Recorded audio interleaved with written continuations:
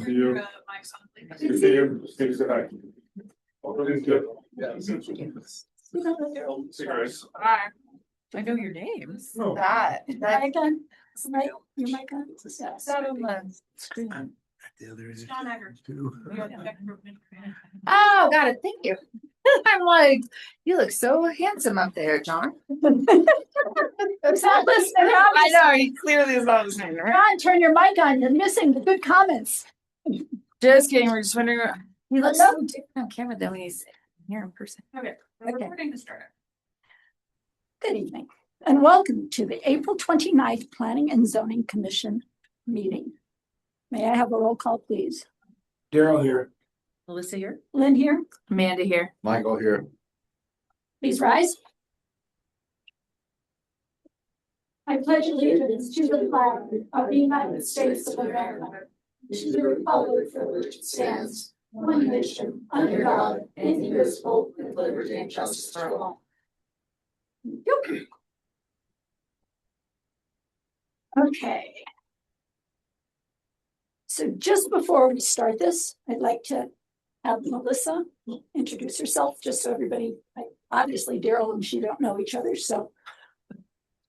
Tell us who you are, and where you live, and what you've done. You don't have to tell us where you live. Yeah. Or what you've done. We know. Surprisingly, I live in Minter. Listen. I'm Melissa Decker.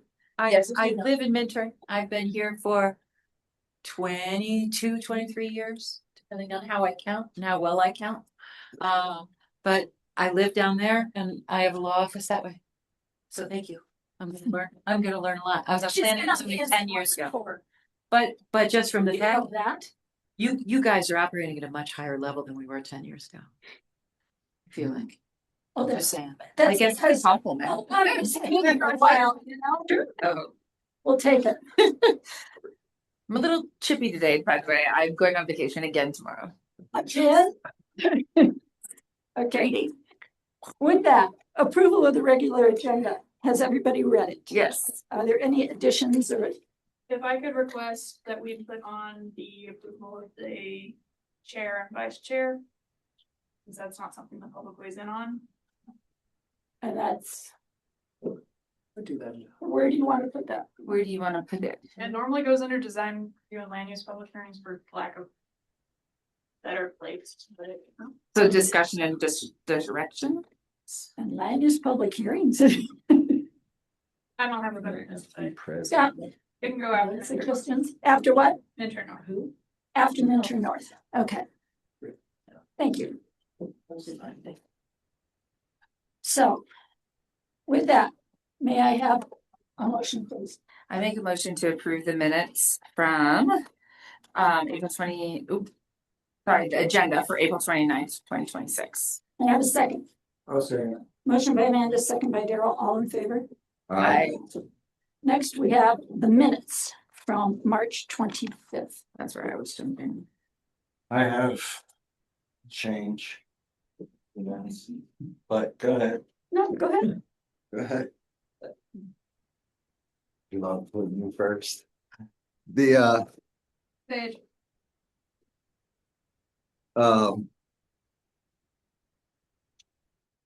Standards. Good thing I brought my other packet.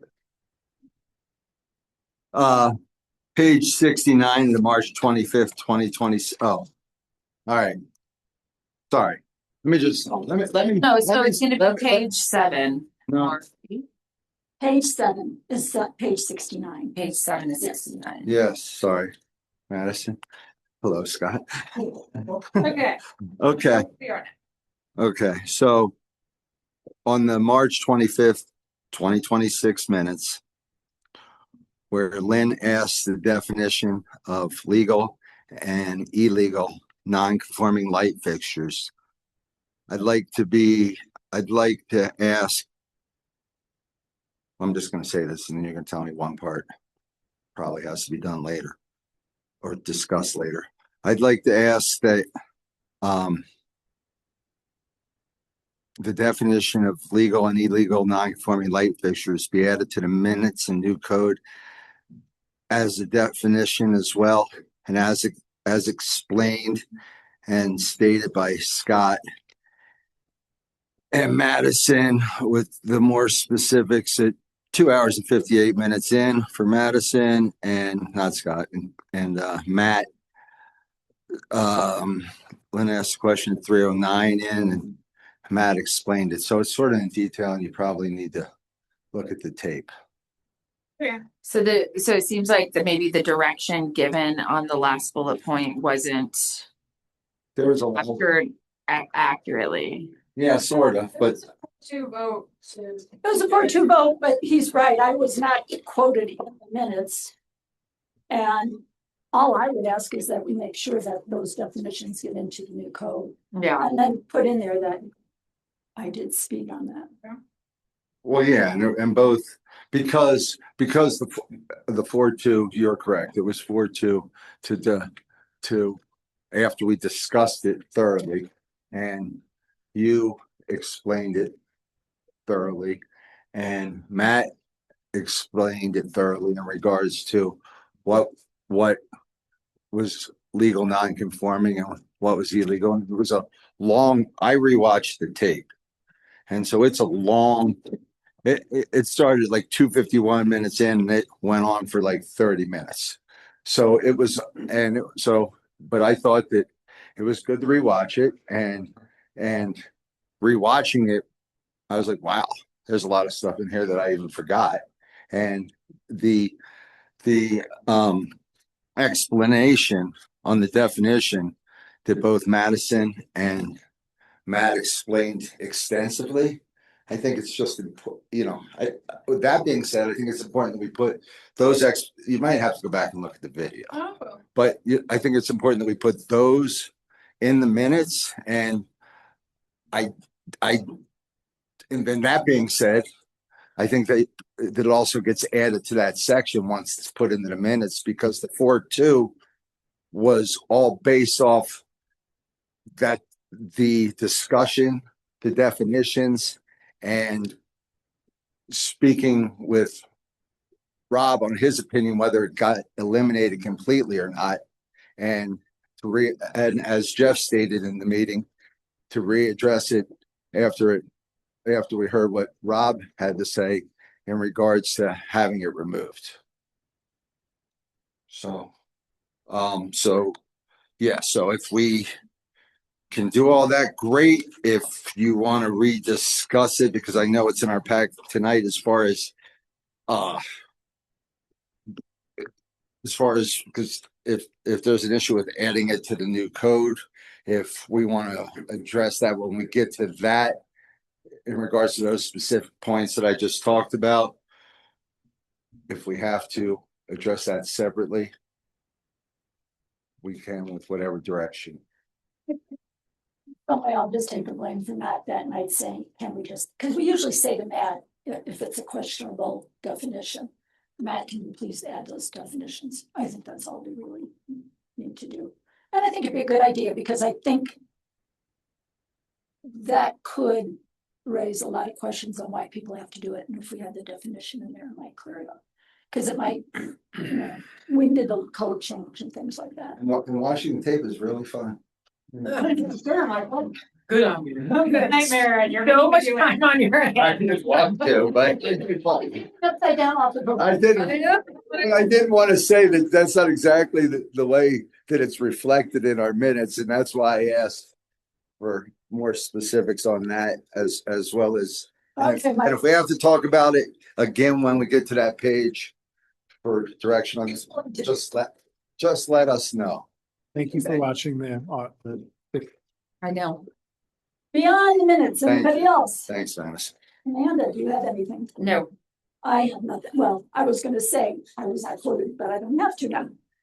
I wasn't there, so I'm not gonna comment. Oh, you were there. good. You're good. Okay, may I have a motion on the minutes, please? I make a motion to approve the minutes from our meeting on March 25th, 2026. May I have a With second? corrections. May I have a second, please? I second. Motion by Amanda, second by Michael, all in favor. Aye. Does anybody tonight have a declaration of conflicts of interest? I do not. Anybody? I do not. I do not. No, no, okay. Public comment. Citizens are invited to give a public comment on any item that is not in tonight's agenda. Please limit your comments to 5 minutes per person unless arrangements have been made to extend that with the town planner. Those speaking are requested to state the name and address for the record. Anybody? I'm just enjoying what's going on. You have anything else to do tonight? I used to be there for about 8 years, so I just want to see what's going on. Your name, please. Robert Martinez. Oh, okay. Yeah. Melissa knows me. Well, Daryl knows me. that was a long I time ago, wasn't it? That was quite a while ago. Yeah. Yeah. Well, welcome. Thanks for coming in visual. It's We nice to have somebody- we love the audience. We should have a door prize for people that just come here out of the goodness of their heart and public interest. Free t-shirt. Rob has those. I know. Okay, I'm gonna. Take us up on that. Meet you tomorrow upstairs. Rob's gonna have a t-shirt. What size are you, Rob?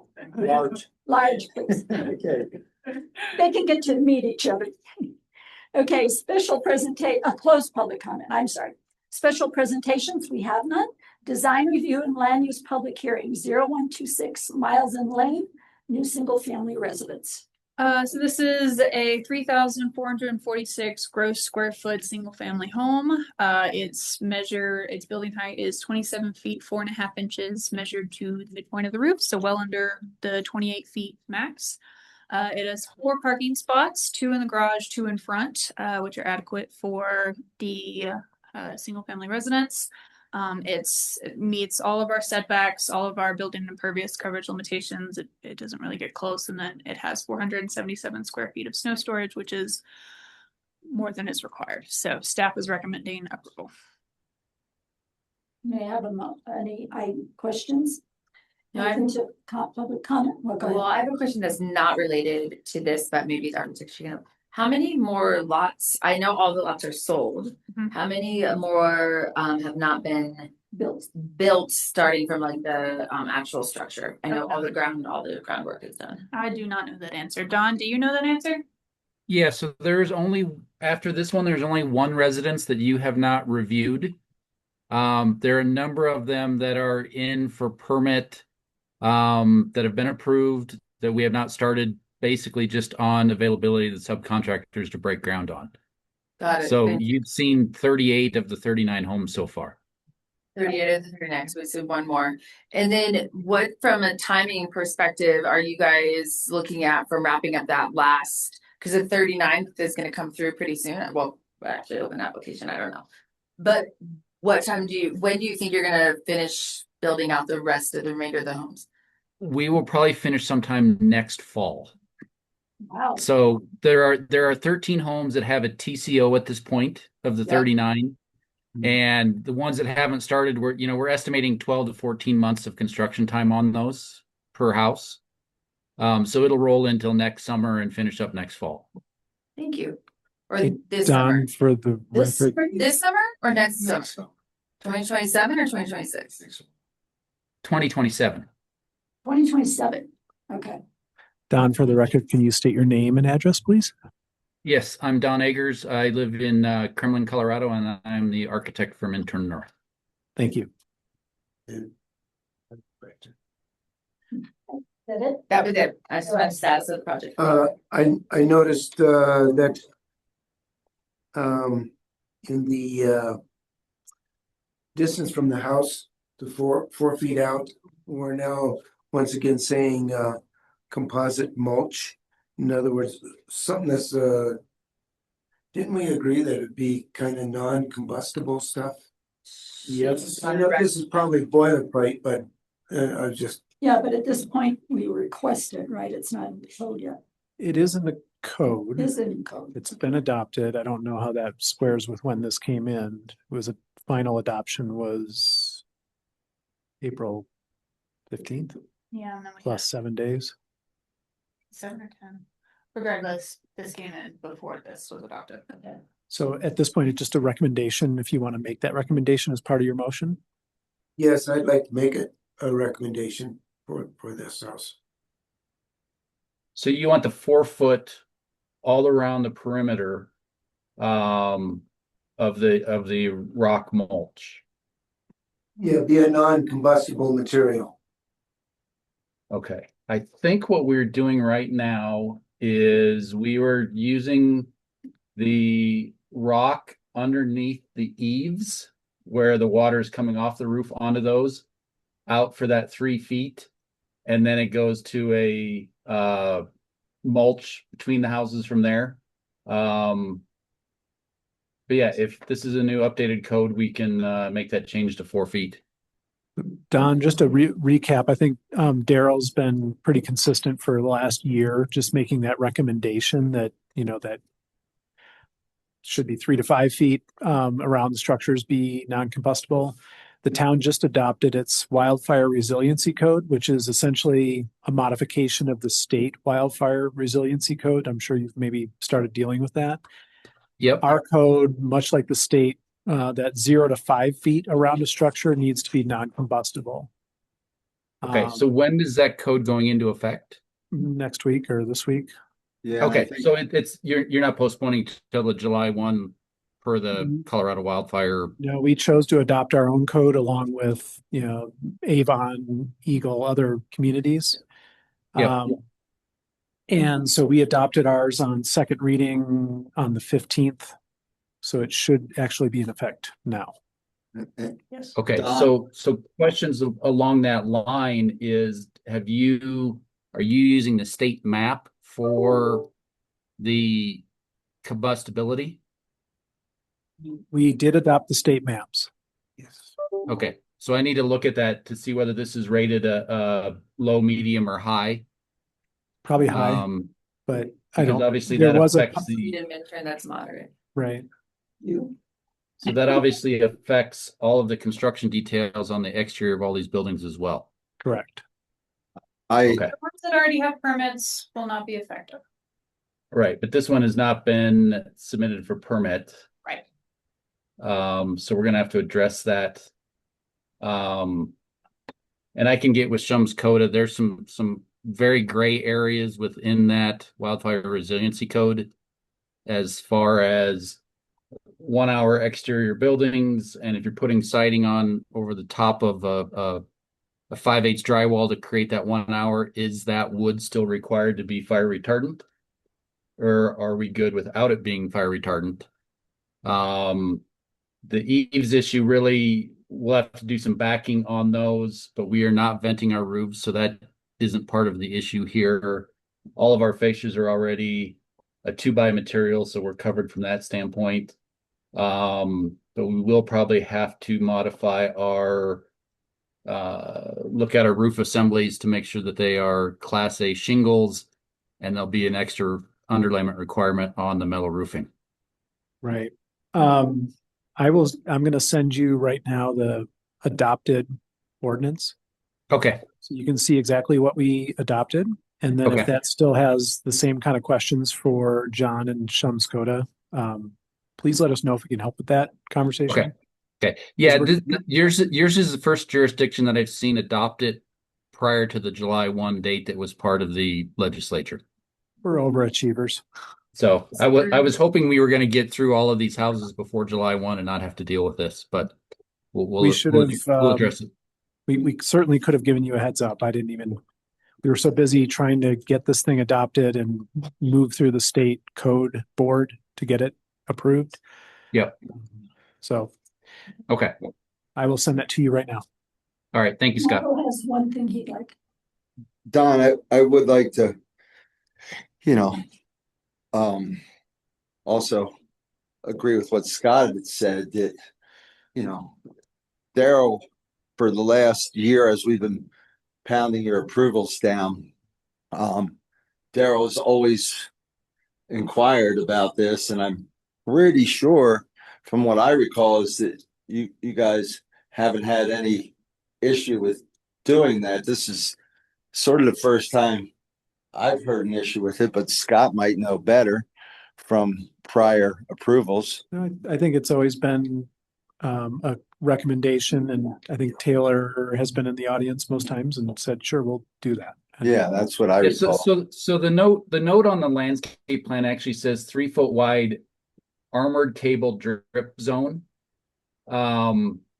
Which is the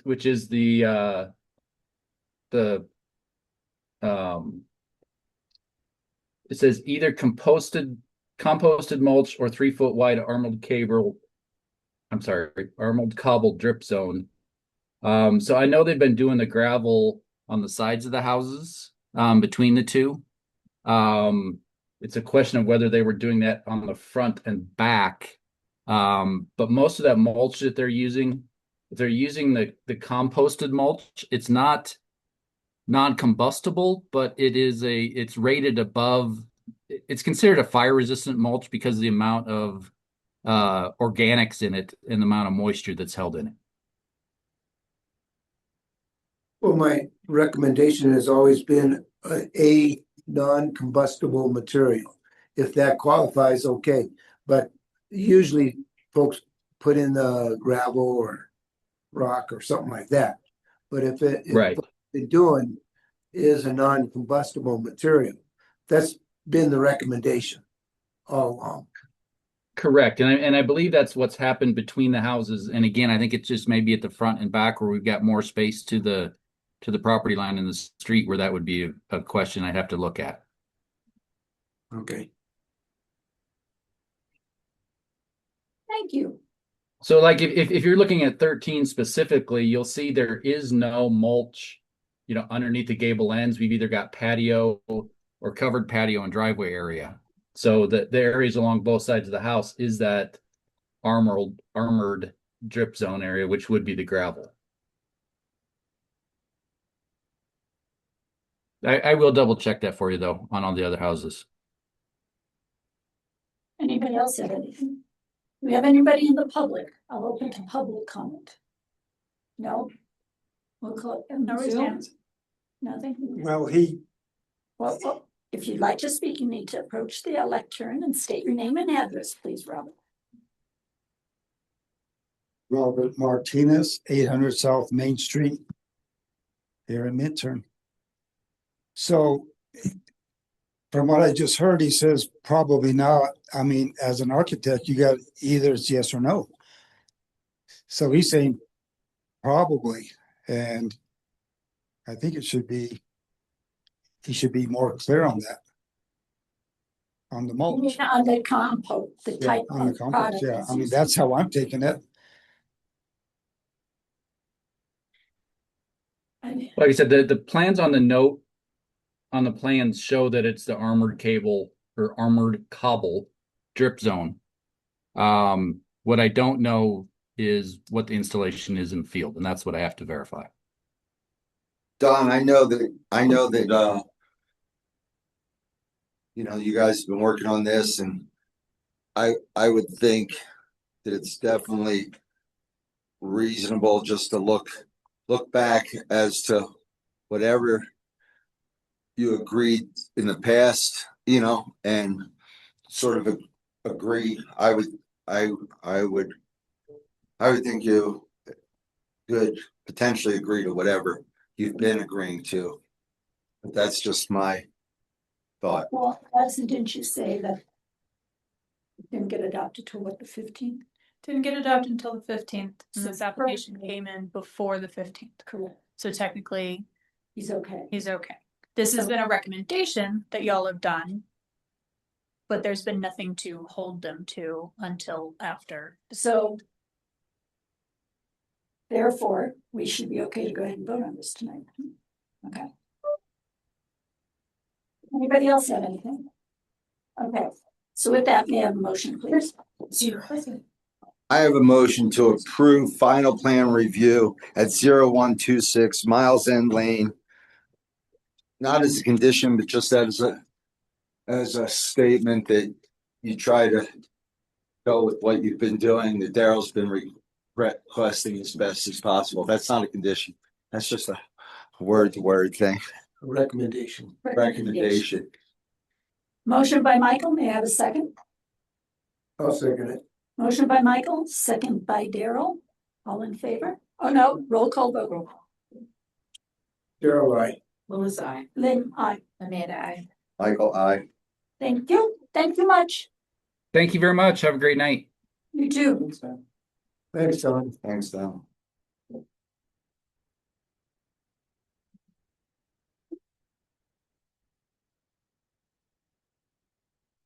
Next on the agenda, do we want to?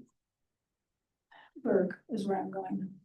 I can read it into, well, it's in the packet, so it's part of the record now. Should we do it now or should we do it after, include that midterm We forward? want to do It's the, all part of midterm forward. Oh yeah, we have to do chair and vice chair, Oh, okay. but it's all part of midterm forward, so I can do it at whatever point you want. You go first. Okay, so planning commission chair, this is something that y'all pick amongst yourselves. It's something that y'all vote on. You nominate a person on the board to be the chair. It's very informal. You do it verbally here. There's no ballots, nothing. So who wants to be chair? I nominate Lynn to be chair and Daryl to be co-chair. Is there a second to that? I second. I accept.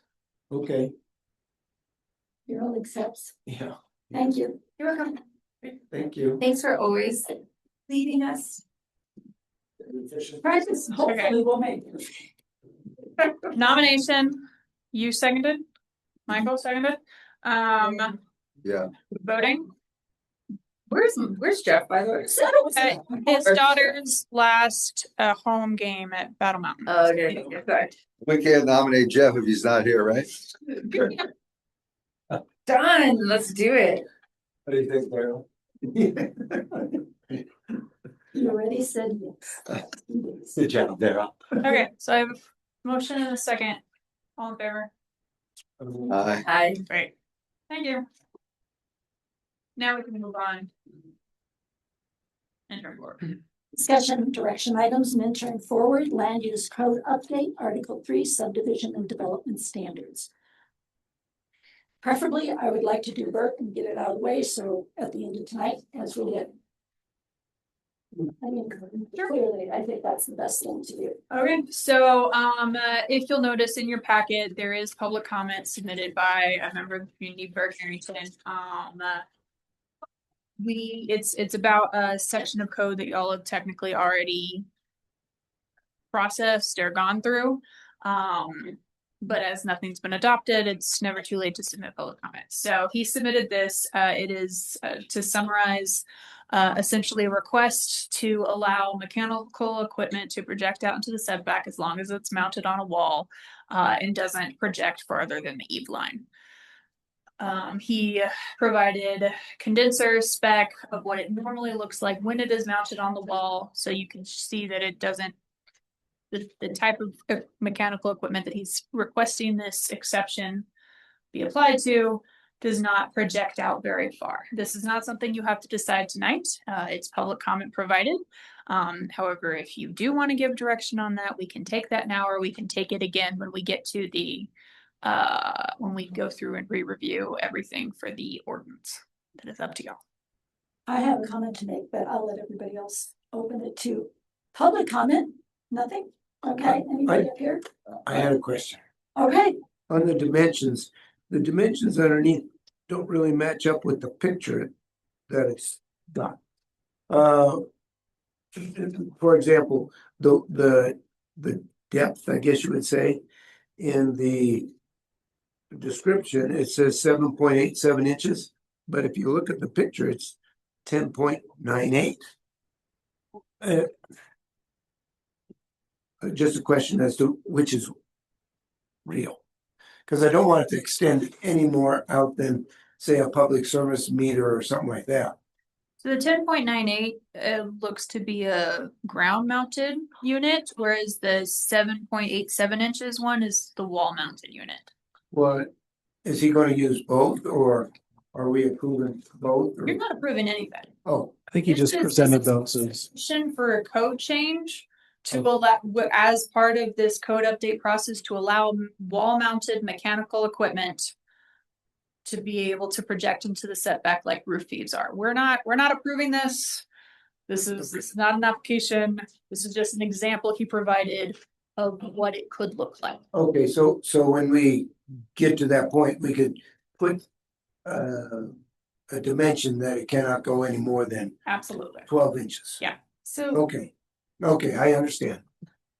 Where I struggle with this is like, I felt like our, and maybe I just am, so much has been going on in my brain, but like, so if a house is non-conforming and sits either on the property line or somewhat doesn't have that full setback. Mhm. To me, and the eaves go into that space, which is less intrusive because you can still walk underneath them and have that clear walking. With what this is requesting, can we put language in there that if it's a non-conforming, then that mechanical equipment cannot? Do you see what I'm saying? Like, 'cause do, and you're already shortened that distance. The good news is we already have that language, Okay, which basically says that if you're pre-existing non-conforming, you can't expand out in a manner that would increase your non-conformity. So there's that provision that I think gives you everything you need. yeah, The other way to deal with this, some codes allow for encroachments into setbacks. But then they have a statement that says, so long as there's adequate space for installation, repair, and maintenance of utilities, drainage, or whatever. So it gives the town engineer, in our case, the ability to say there isn't enough room to get around that unit and still do whatever you need to do. I mean, we could have language like that okay, instead of 12 inches or 13 inches. We don't know what the right dimension might be. But it, on a case by case basis, if someone like Burke had a project that showed that, I think that would give us some discretion to say, you prove to us that you can still handle drainage, utility installation, snow storage, whatever you need, or safe passage around your house, because we're seeing, particularly on Taylor Avenue, a lot of structures really close to each other. So yeah. that might be one way to deal with that.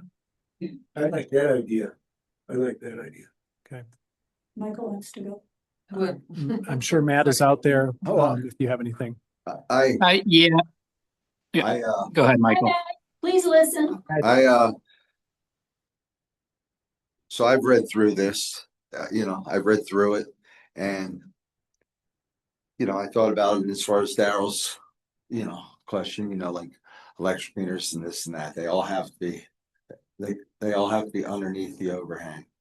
Okay, that's the way they have to be. And as far as, and I didn't realize, but I currently now realize that you can have a basement egress go all the way out to your property line. That goes all the way out the property line, has a big hole, and you can climb out and get out of your basement, which apparently that's allowed.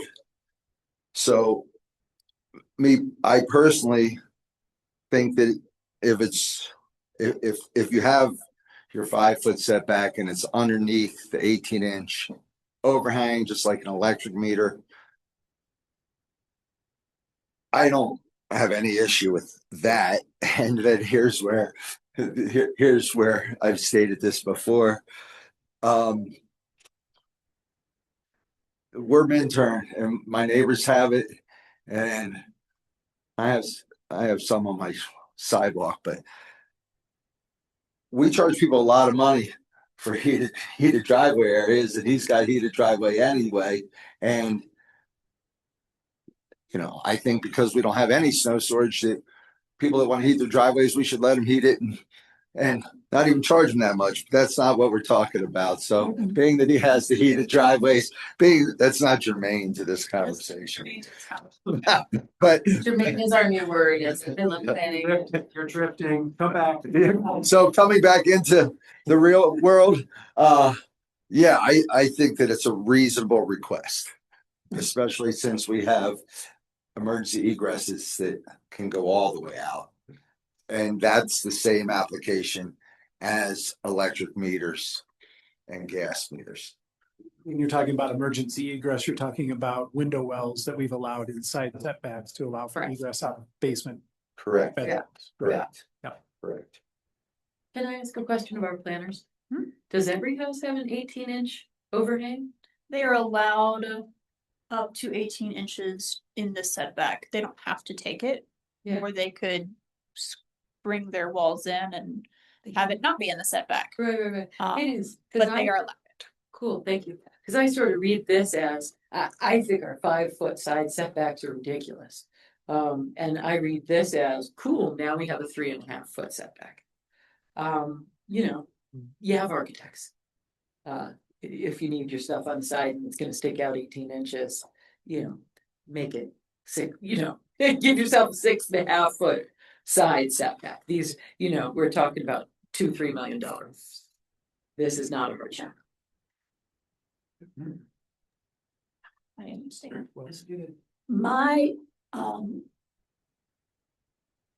thing, where it says that because they have heated driveways, I think snow storage requirement has left little or no room for these projects, for that. Whether or not you have a heated driveway, you are still responsible for the sidewalk in front of your house to clean it. So we need to leave snow storage in there. We're not proposing to change No. it. But I mean, that is something that needs to be thought about if people were to say something. You're still responsible for cleaning the sidewalk in front of your. And in front of my home, that's a lot of snow. Every time any developer has asked about, hey, can we get an exception to this because we're heating our driveway? We have been very firm in that, no, we cannot force you to turn on your driveway heater, so therefore you still have to provide snow storage. Yeah. You know, and the other thing we did, if I remember with the awnings, was not allowing the side setbacks. You could do it on your front porch or your back porch, right? I do not remember.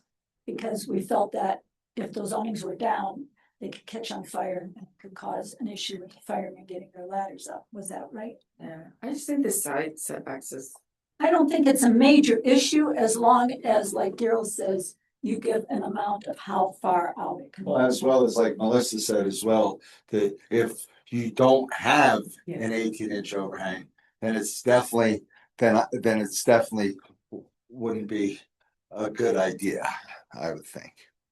More of an encroachment. Well, if your house is designed. yeah, I'm trying to think like, cause the one, like Jeff's like, no. Because you got gas meters and everything, electric meters and everything else there, and if you have an overhang. I personally wouldn't have an objection to it, but if you don't have an overhang, then it wouldn't, quote, be legit for an electric meter or a gas line. So that's all I got. I have a gas line inside my house, but I have a 12-foot side setback. Well, and you have an overhang. And I have an overhang, but I mean, I have the width. Say the little house, the ADU next door behind me is right up to the property line, so his electrical is on the front of the building. You know, there's ways to work with it. So, Chair, can I ask if Matt has any thoughts or reaction to the conversation? Your thoughts or reactions? I do have some thoughts. A couple thoughts. My initial thought was similar to some of the comments that were made, that a roof overhang, I mean, it has less of an impact on the sort of efficacy of a setback. Once you start, and I didn't realize the town allowed window wells to extend into a required setback. But I mean, when you have wall mounted, assuming it's sort of ground level wall mounted, or anything that encroaches at sort of a human level, say 5-6 feet off the ground, it starts, from my perspective, starts to impact the efficacy of the setback. Like it, you know, if the things extend 18 inches into the setback, then you really do start to have a 3.5-foot setback rather than a 5-foot setback.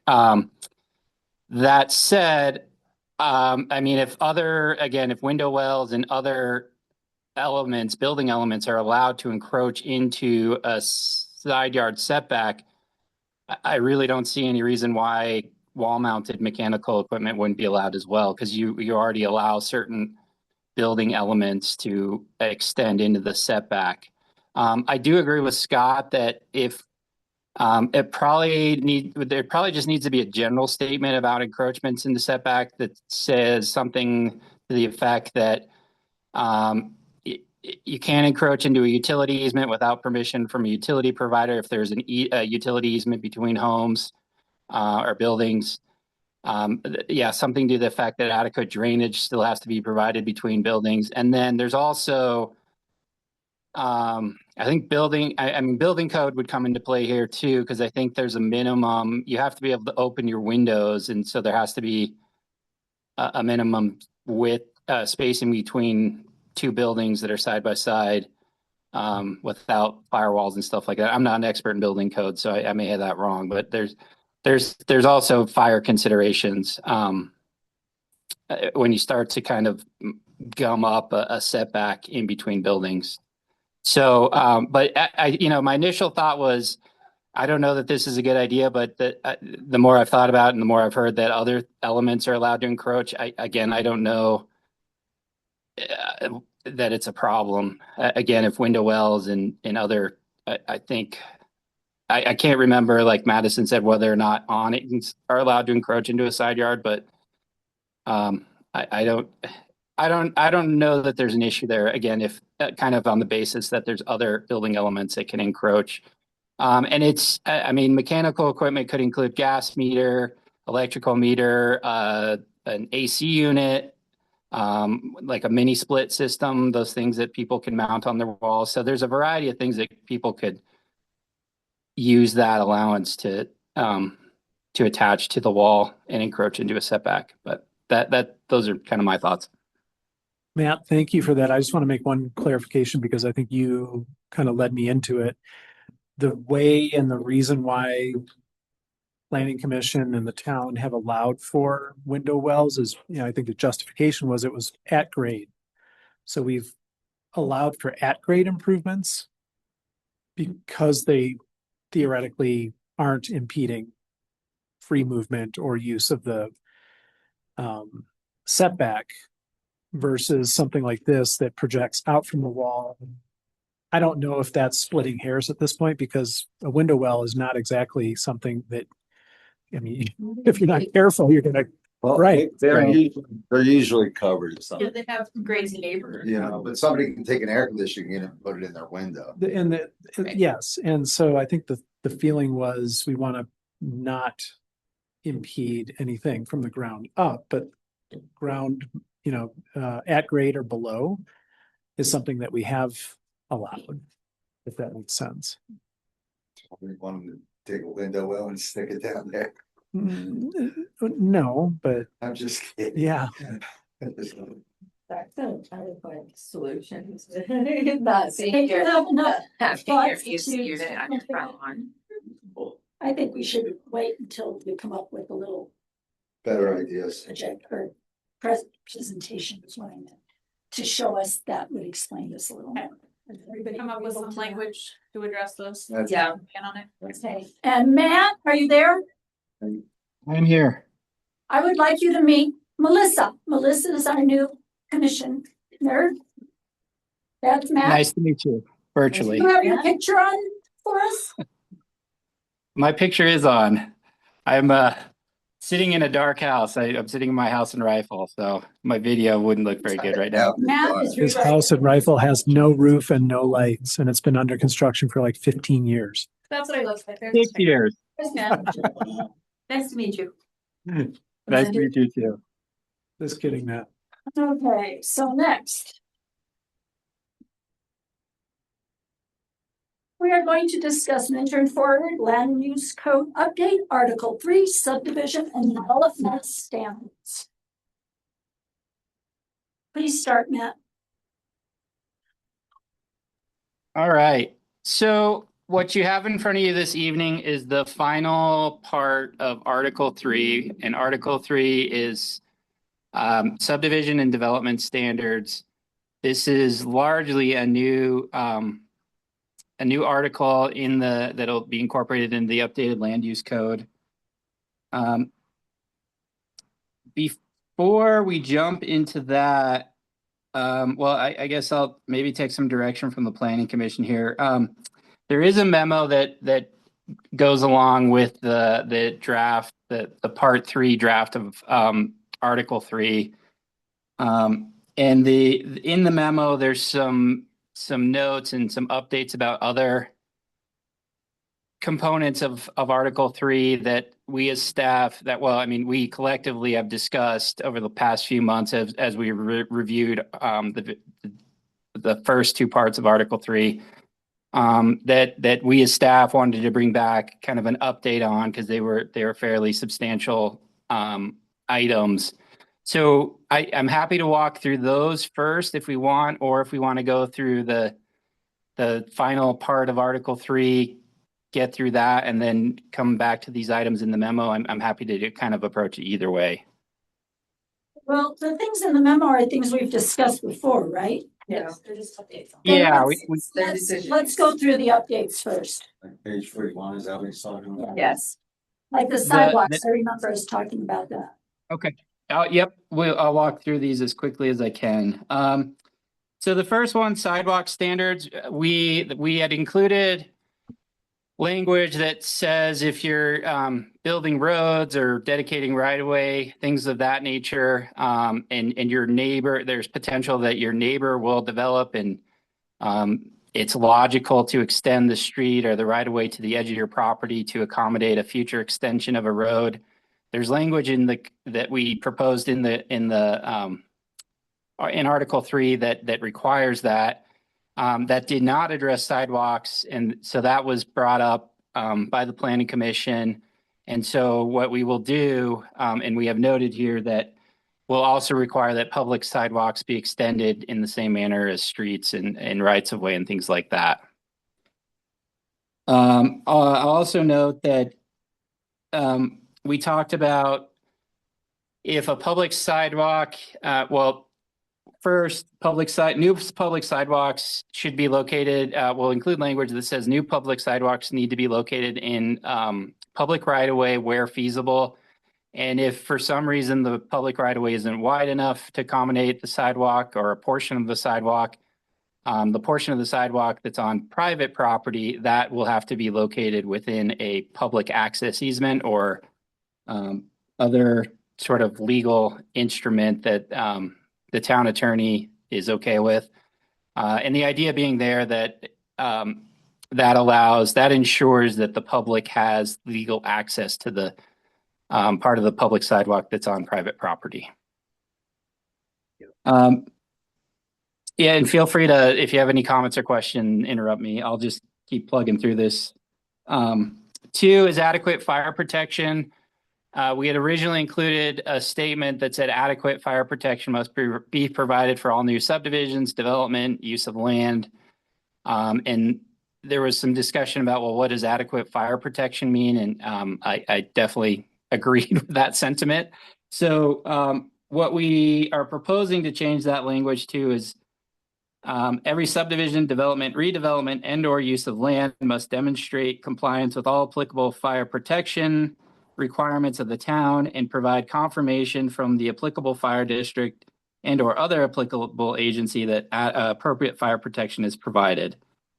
And that language may need a little bit further fine tuning, but that's kind of, I believe the direction we got when we discussed that language initially was let's try and change it so we ensure that the project meets all the various fire protection requirements of the town, and then ensure that the fire district signs off on it as well. Is everybody okay with that? That's good. You've got a yes, Matt? Yes. Yes. All right. 3 is above ground utilities and hazard areas. And the concern that was raised with this, the original language said that above ground utilities could be located in a hazard area sort of at the recommendation of the utility service provider. And the concern was, well, if Holy Cross wants to locate a overhead electric line or transmission line in a wildfire hazard area, what leverage does the town have to say, no, that's not okay? So what we're recommending that language be changed to is a request to locate a utility facility above ground, and that would only apply in a hazard area. Must be approved by the town and comply with all applicable requirements of the town and the utility service provider. Love it. So that way it gives approval. It makes it very clear that approval of that is up to the town, not a utility provider. Yes, everybody, thumbs up. All right. And this one, I will admit this may not be, this revised language it may need some further fine tuning. It might not be where it needs to be, but we had a standard that actually came from the existing standards in an Appendix B that's tried to get at off-street parking areas for properties that front on Main Street needed to be located to the side or rear of the principal building and or structure on the property. The idea being, or the intent being to keep parking, try and limit the amount of parking that fronts right on Main Street and could potentially inhibit or kind of work against the pedestrian, creating an environment that encourages people to walk if you're walking along parking areas. And there were some concerns about, well, does that apply to single family homes? Because there's a bunch of homes along Main Street right now that have their driveway and parking area in the front of the house.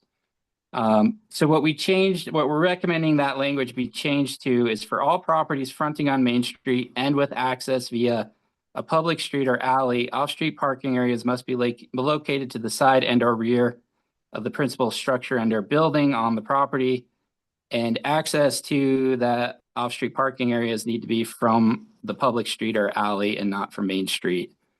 I don't know that fully addresses the concerns that were raised about the single family homes. So we might need to include an exception in here for that. But the idea here that, and Scott Mattis and I talked about this after the meeting, is it's only feasible to locate parking areas to the side or rear of a building or a property on Main Street if there's a side street or an alley. There are properties on Main Street that it would be extremely difficult, if not impossible, to access an off-street parking area if it was behind the building because there's no alley or side street. So that's kind of where that proposed language came from. Again, it may not be exactly how it needs to be, if that makes sense. Does everybody feel that's clear enough said? But the current homes, they're grandfathered in, wouldn't they be?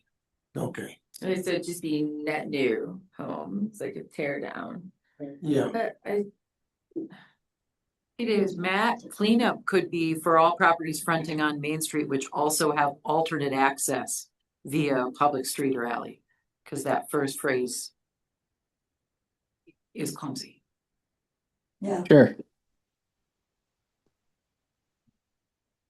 I was questioning how to clear it up a little bit too, because I think for the average person, it's going to be confusing. I think for us, it's fine. But yeah, I'd like to see it cleaned up a little bit. Okay.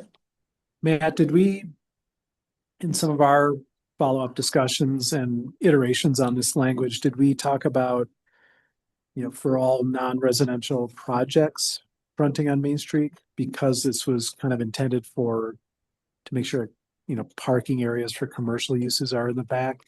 Or did we not? I don't know if we talked about it in terms of non-commercial versus, because a resident, again, an apartment complex could have a large parking area. Right.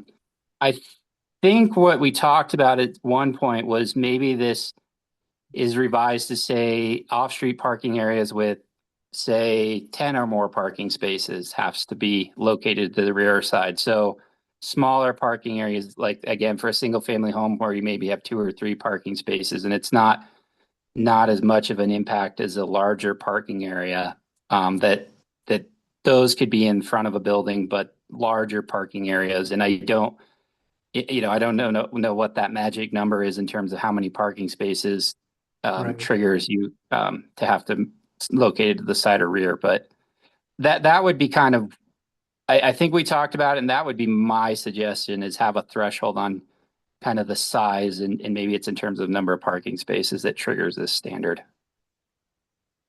I also like Melissa's suggestion with that change of the first sentence. I don't know, what does the planning commission think about a threshold, 5 or more spaces or? The only thing that I had to say is, like you had mentioned, and I think that, you know, Melissa had mentioned, that, if the house is demoed and that this applies, but I think that we should put like just a sentence in there that any existing is legal non-conforming until developed by tear down or a remodel above 50%. The goal is so that we get people to not park on Main Street. That's the goal, right? The goal is to Okay. not have parking areas fronting Main Street when we want buildings and shop fronts or single family home porches Okay. facing Main Street. Okay, so I don't know if we need any explicit language saying you're grandfathered because we already kind of have that. yeah, I don't think we do Yeah. that, but I just feel like we're missing the goal. Like when I read this, I'm not gathering like what the town wants, which is we don't want parking on the front. Well, and we Like- can say why. Yeah, because it's our like. So I mean, I guess when this reads like a bunch of jargon and misses the point, which is we want parking on the side street and in the back where possible. I think, In order to foster a more friendly walking community. So yeah, I don't know. I just feel like this is So then. There was a comment made about possible tear downs of current businesses in Minturn prior to the meeting. That has 9 rooms that is used as a bed and breakfast. How would this relate if that were to happen? Or even if that were to remain, it's okay because it's grandfathered in, correct? But if it went further, that would still have to be accommodated from the back. I think they would have a parking issue. They shouldn't tear it down. Current. If it comes down and becomes something else, then yes.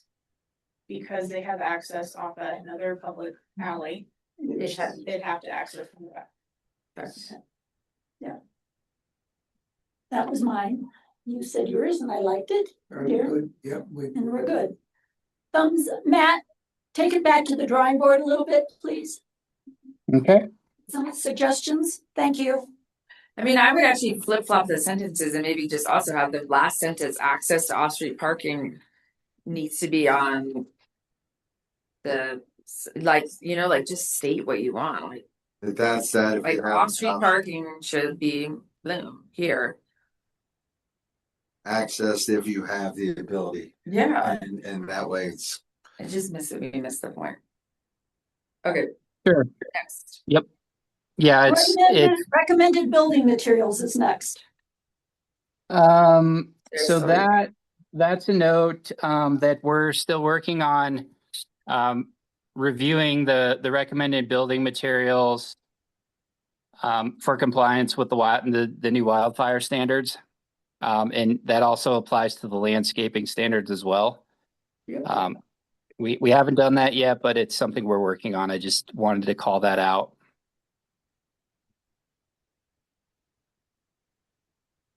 Landscape standards, landscaping Yep. standards. Already discussed. Are we okay? So- Right. Mhm. Yeah. Go ahead, Matt. Oh, yeah. So we did talk about those in detail at the last meeting. I did want to note, so we talked about reducing the minimum minimum landscaping requirements from 1 tree per 1,000 square feet of lot area. And staff is recommending reducing that to 1 tree per 2,000 square feet. So that means you'd get fewer trees, but it would still result, I believe, in 3 trees for a 5,000 square foot lot.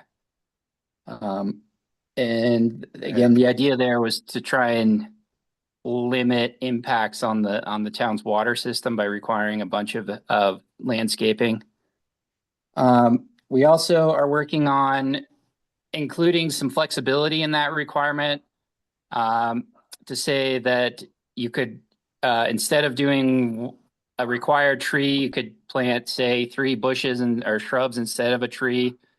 We haven't quite figured out what that magic number is for how many shrubs can replace a required tree, but that the idea is to build in some flexibility. So if somebody wants to do some other type of landscaping instead of one of the required trees, one or two of the required trees, then they can do that. I already noted that we're reviewing the landscaping standards for compliance with wildfire standards. We'll be adding a provision that says rainwater systems are allowed in compliance with state law. And then adding the species, the ground cover species that was recommended by the Planning Commission. Everybody okay with the way it is? Melissa, Yes. did you see anything? I'm not sure what page you're on. Page 42 of the packet. Number 6, landscaping standards. I'm doing fine. And these were a few adjustments we're making to the plans.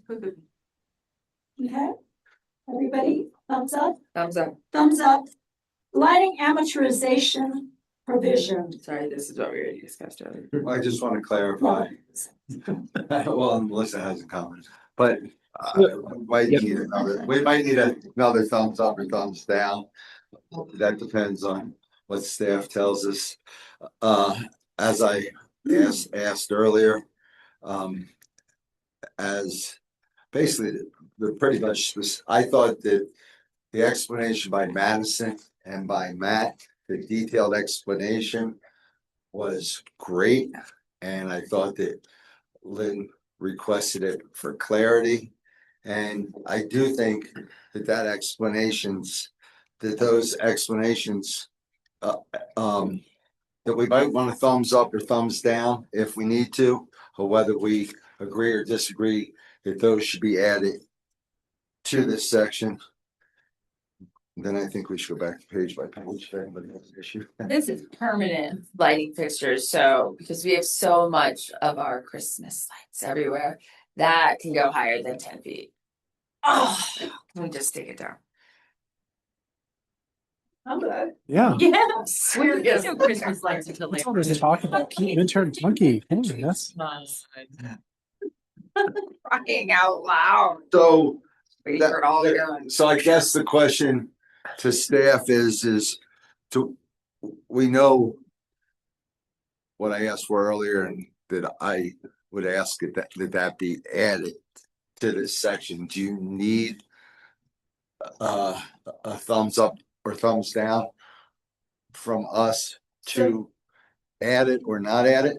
So you want the explanation of what? You want a definite. I want the What the definition of that? I The won't. definitions will be in the definition section. I want what you say, Madison. And what So I don't know what you gotta listen to it, then you'll know. And what Matt said was even nothing personal, was even better. well, what about me?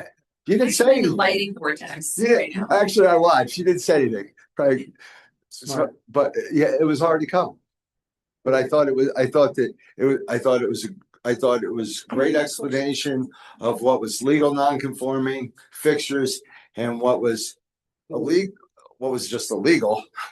And that I think that should be added. I'm sure you can do it in a couple paragraphs, but I think that should be added in there. Okay, Michael, we got it. Okay. I already, then I don't have much. My question is. Regard Sky, Terrible. this is why this is in there. Yeah. Because currently there are a lot of older homes in here who haven't brought their lighting up to code. And we're putting a new code out, so we're Yeah. trying to get that addressed. Good. And the problem is, how do you go about telling people you've got to change your lights, Like this. depending on money and stuff? Well- And part of the issue Michael had was the words legal and illegal, and Amanda too. Is that too strong? But that's really the only way to say it. But maybe if you explain it with a definition. I'm gonna be all about too strong. Cause there's a terrible light fixture on the house across the street from me with the turret. That is absolutely not dark skies compliant. So, yes. So they're gonna have to do it. Yeah. That, So but one- they're gonna It's a be light. given, they're gonna be given a year. Yeah, it's a light. The question is, To be clear, yes, it's not that they're given a year.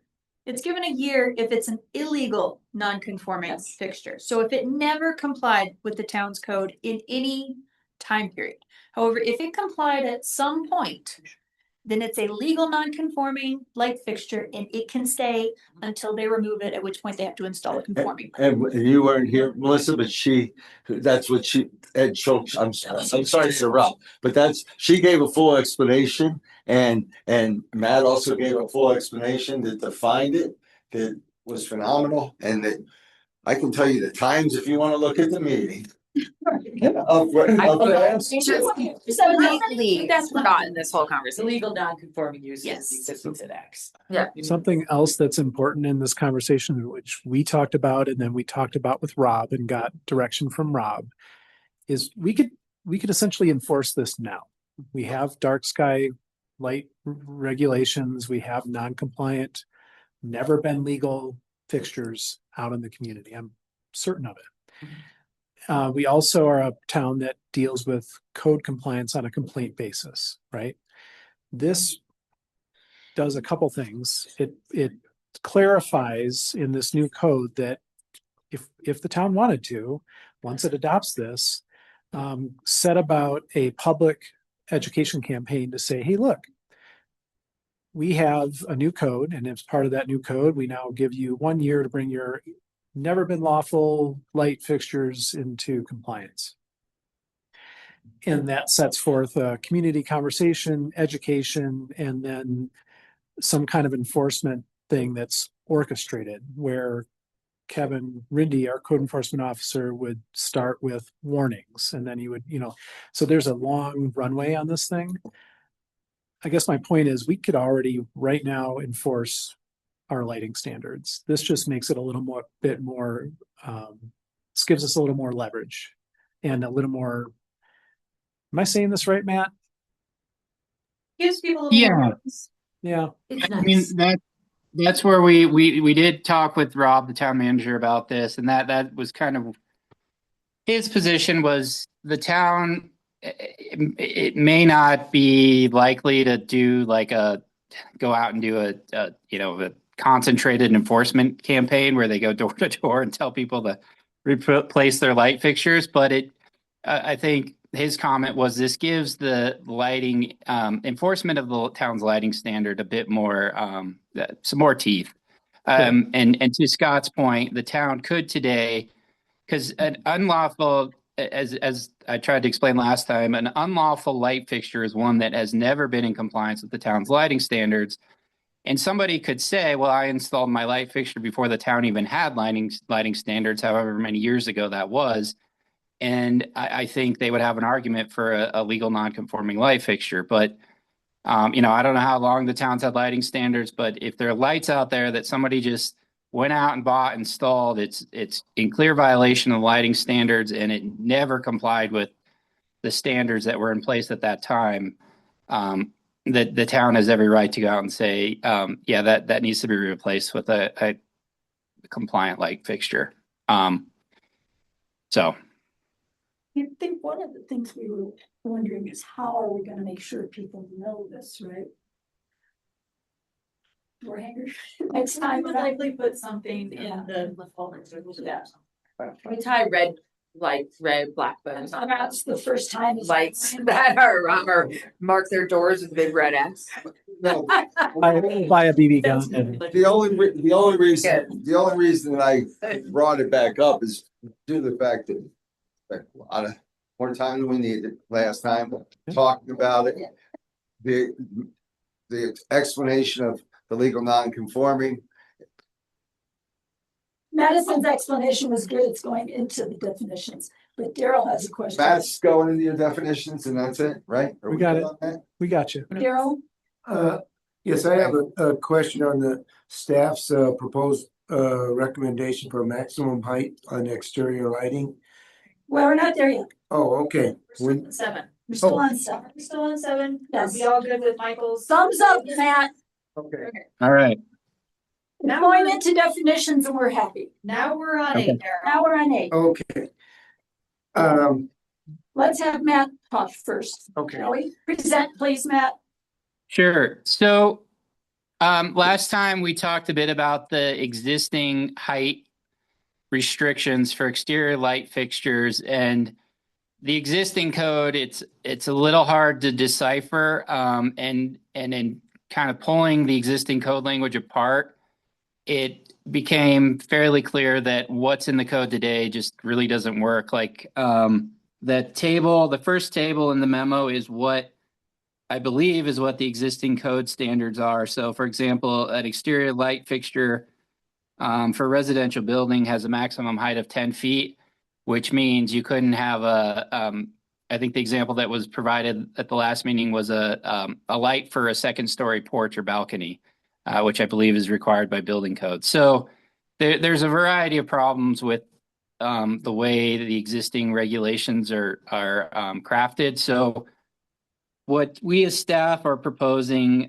is that in the second table in the memo that talks about, so it would be based, the height of an exterior lighting fixture would be based on the roof of the building. So if you have a pitched roof building, we propose that a light fixture could not be installed higher than the eave line.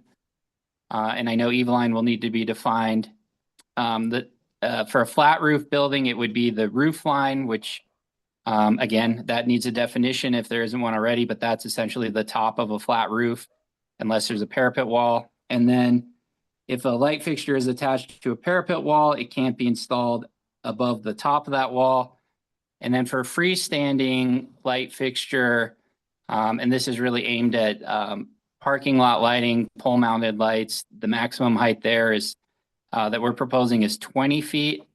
Other communities do allow taller heights for pole mounted lights. We kind of thought, given the scale of Minturn, that 20 feet might be an appropriate height. I will note that street lighting, public street lighting is exempt from the lighting standards. So if lights along Main Street or something needed to be higher than 20 feet, that's not an issue.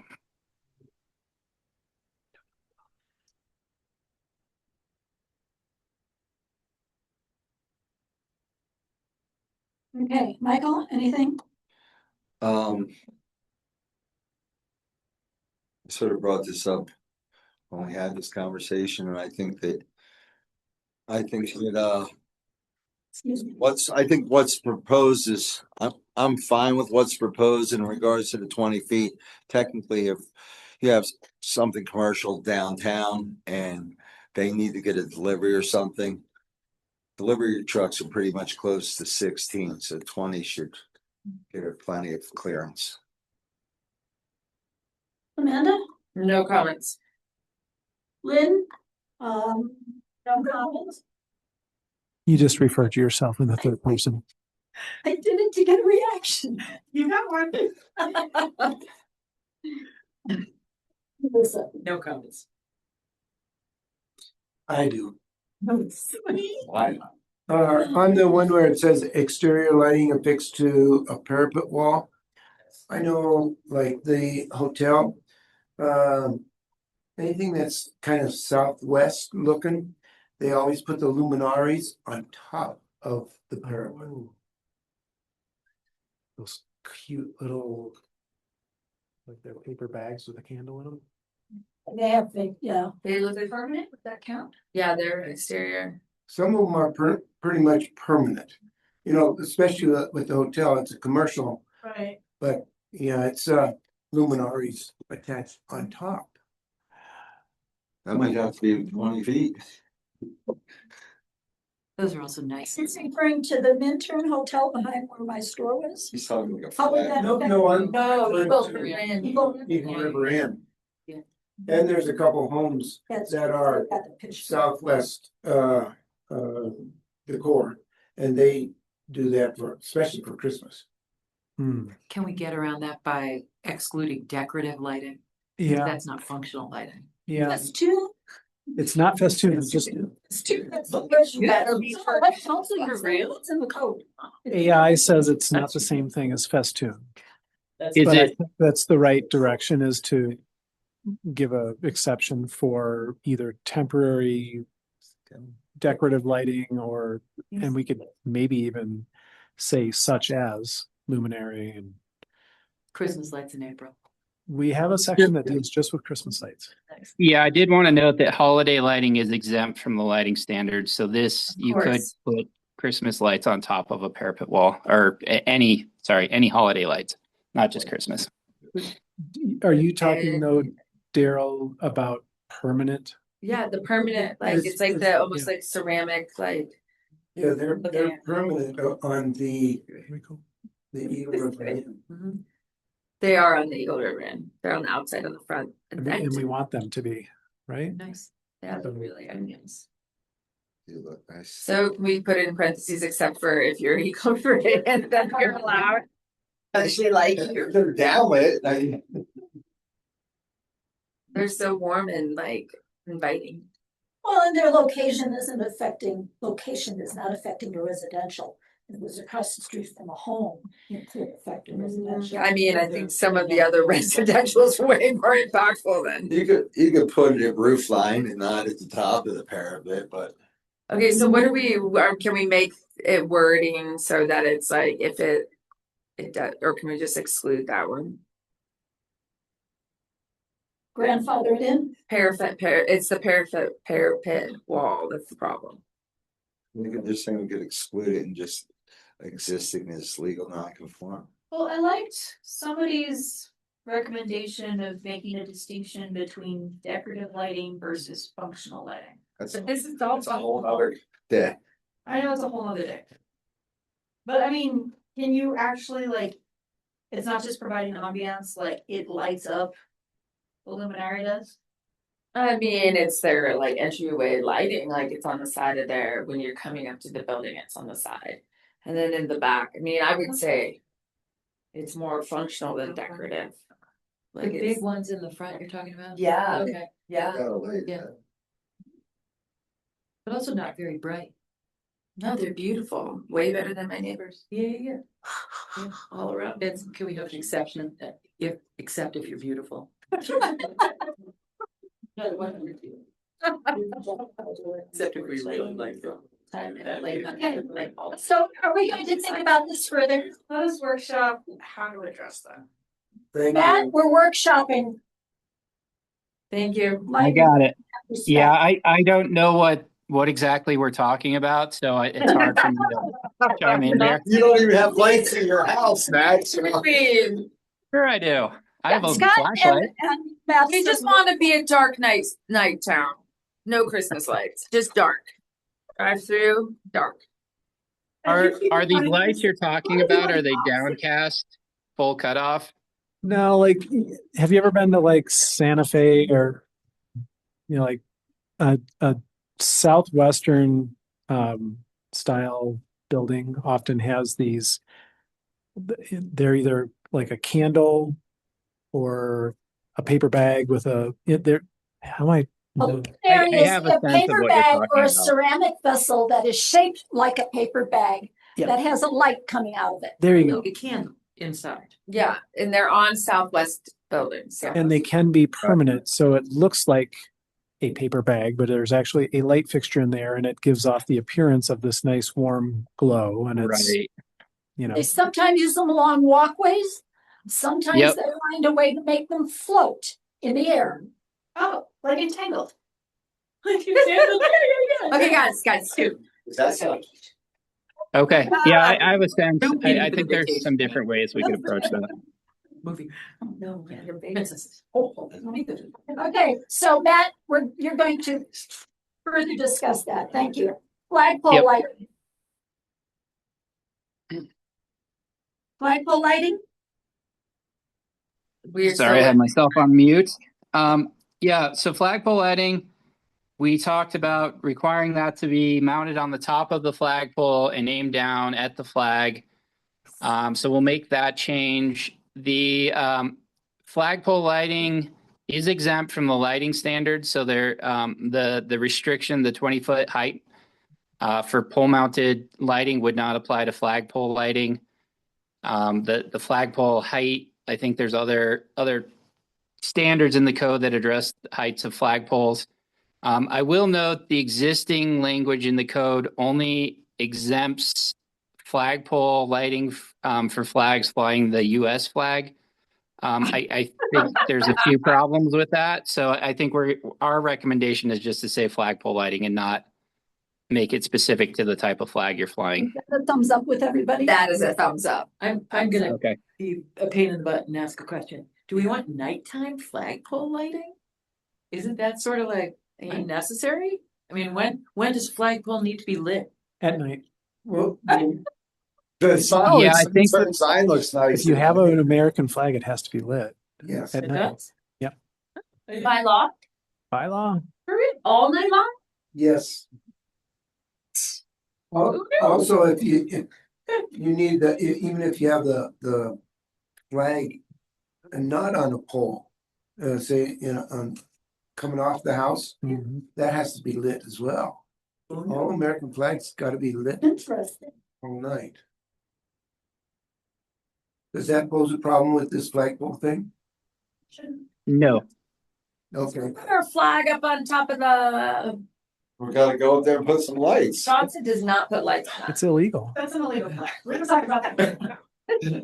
We're proud of that flag. Oh, I love that flag. Proud of that flag. Go get a solar. Yeah, lit cross. You mean up there, by Biden said? It was a lit cross. Don't go down that road. Here, but let's just keep going. Don't go down that road. Well, you'll have to tell me that story later. I will. Don't go down that. Okay. Okay, now are we going page? Prohibited lighting. Oh, So this is the last one. So the code right now, the only type of prohibited lighting, that's explicitly stated as prohibited is fluorescent tube lighting.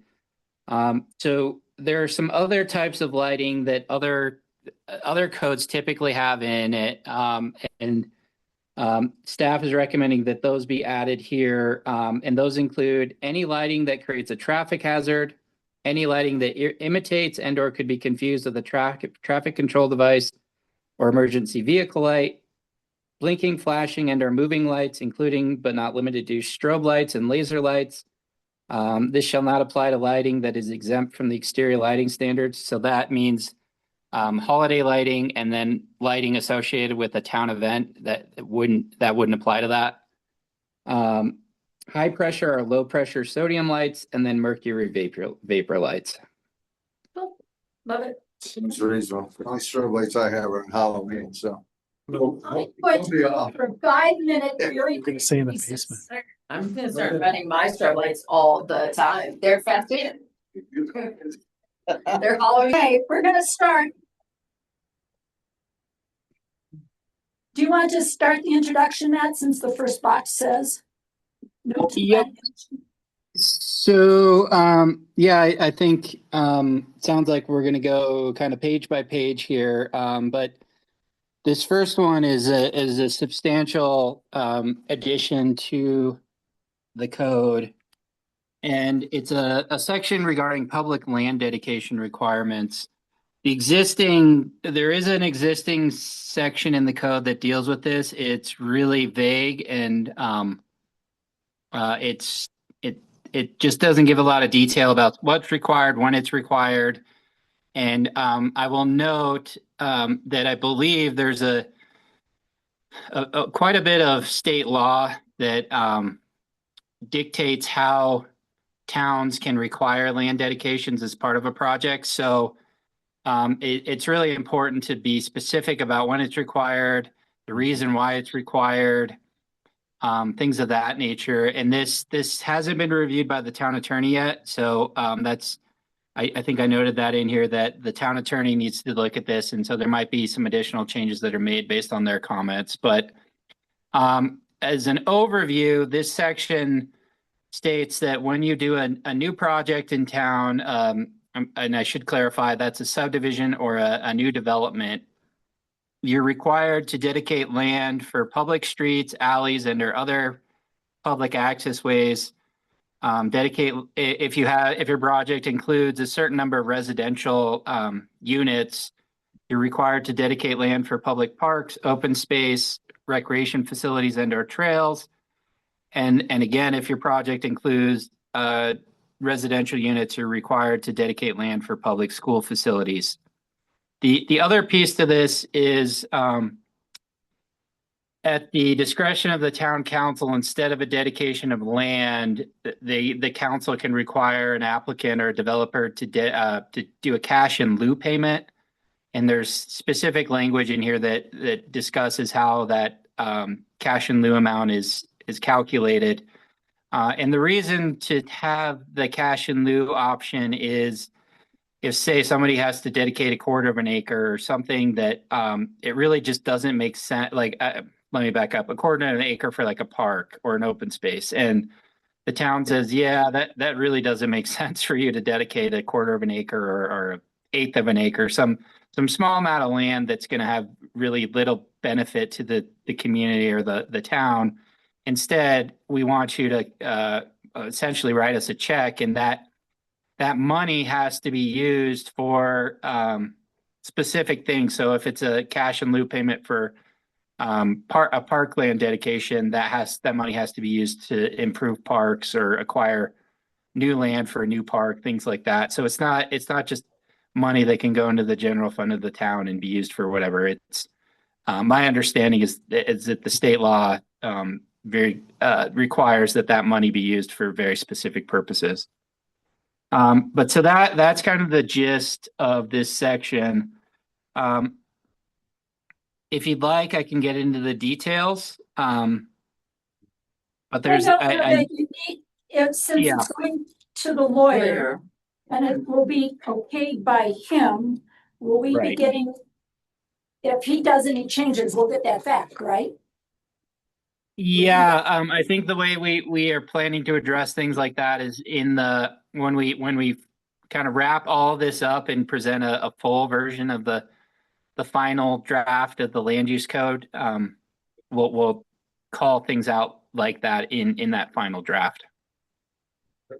Matt, I have a question on the cash in lieu. That's only if people can't say, oh, I want to pay cash in lieu instead. That's only if the town council decides that they're willing to accept the cash in lieu. Is that correct? That's correct. The way that's worded in here is it says the town council may authorize a applicant to submit payment for a cash payment in lieu of a land dedication. So yeah, it's not the applicant. The applicant can request that, but the council can say, yeah, no, we want you to give us land instead. So yeah, I think this is a section that we've talked about before in the past, and I think that we the sooner the better. So I'm going to do this. I assume it's going to be fairly quick. Anybody have anything on page 45? No. No. 46? No. 47? No. 48? No. 49? No. Page 50? Can you Yes. slow down, please. I'm just joking. I said, can you slow down, please? Pressure from this end, pressure from them. Amanda needs to go on vacation, so let's. Oh, I see. That's the whole thing tonight. Now I got it. Packing and cleaning. Okay, page 50. Anybody? No. Okay, I have. Let me put my glasses on. So I assume that under applicability, A, that will be, again, gone through by a lawyer. under This the is a new section being drafted per direction from the planning commission. Has it gone through the lawyer? Okay, so that'll be one of those again. are we talking about the wildlife standards? Yeah, wildlife protection standards. Okay. Correct. Yeah, that hasn't been reviewed by the None of town this- attorney yet, and I think we might run this by Colorado Parks and Wildlife as well. Great. That was my next question. Will this be going in front of Devin? And can he okay the definitions that are required? I'll let Scott answer that because I don't want to overstep. No, Matt, I believe you pulled the high priority wildlife habitat from CPW, did you not? So that definition, that's actually a kind of a hodgepodge of different definitions I found. Part of it comes from Eagle County. I did also look at some information that CPW had online that talked about high priority habitat. Those are areas, based on my experience, that CPW has GIS or mapping data that they make available to the public that clearly defines areas that are like critical winter habitat for elk or bald eagle nesting sites, things like that. So I think that's the intent of this. Well, I should say it is the intent of this definition to say those areas that are specifically identified and mapped by Parks and Wildlife as high priority habitat is what this is aimed to address. It's not because there's areas like they map the wildlife habitat for like mule deer, and it's the entire state of Colorado. So it's really not aimed at the general habitat areas. It's really aimed at trying to protect and include standards to mitigate impacts on wildlife habitat that's really critical to the survival of different species that might exist in Minturn. Personally, I feel that it would benefit us, if for nothing else, from questions from the public in the future, that Devin gets to look at it after the attorney's gone through it before we do anything. I remember back in Battle Mountain, when we were going through the process of the land that is up near Red Cliff, there was a certain portion of it for a falcon nest or something that was up there. Peregrine, yeah. Peregrine, yeah. So that would be my suggestion. Anybody else? I agree. Yes, yeah. But I Thumbs up. don't want it to stall. I don't want Devin's review to stall us getting this done. Thank you. Yeah, I think. Thank you. 'Cause You're welcome, you're welcome. I think it might. Okay, because that would be my thing. It's like, And I just don't want it to. Like, we need to get this on the books.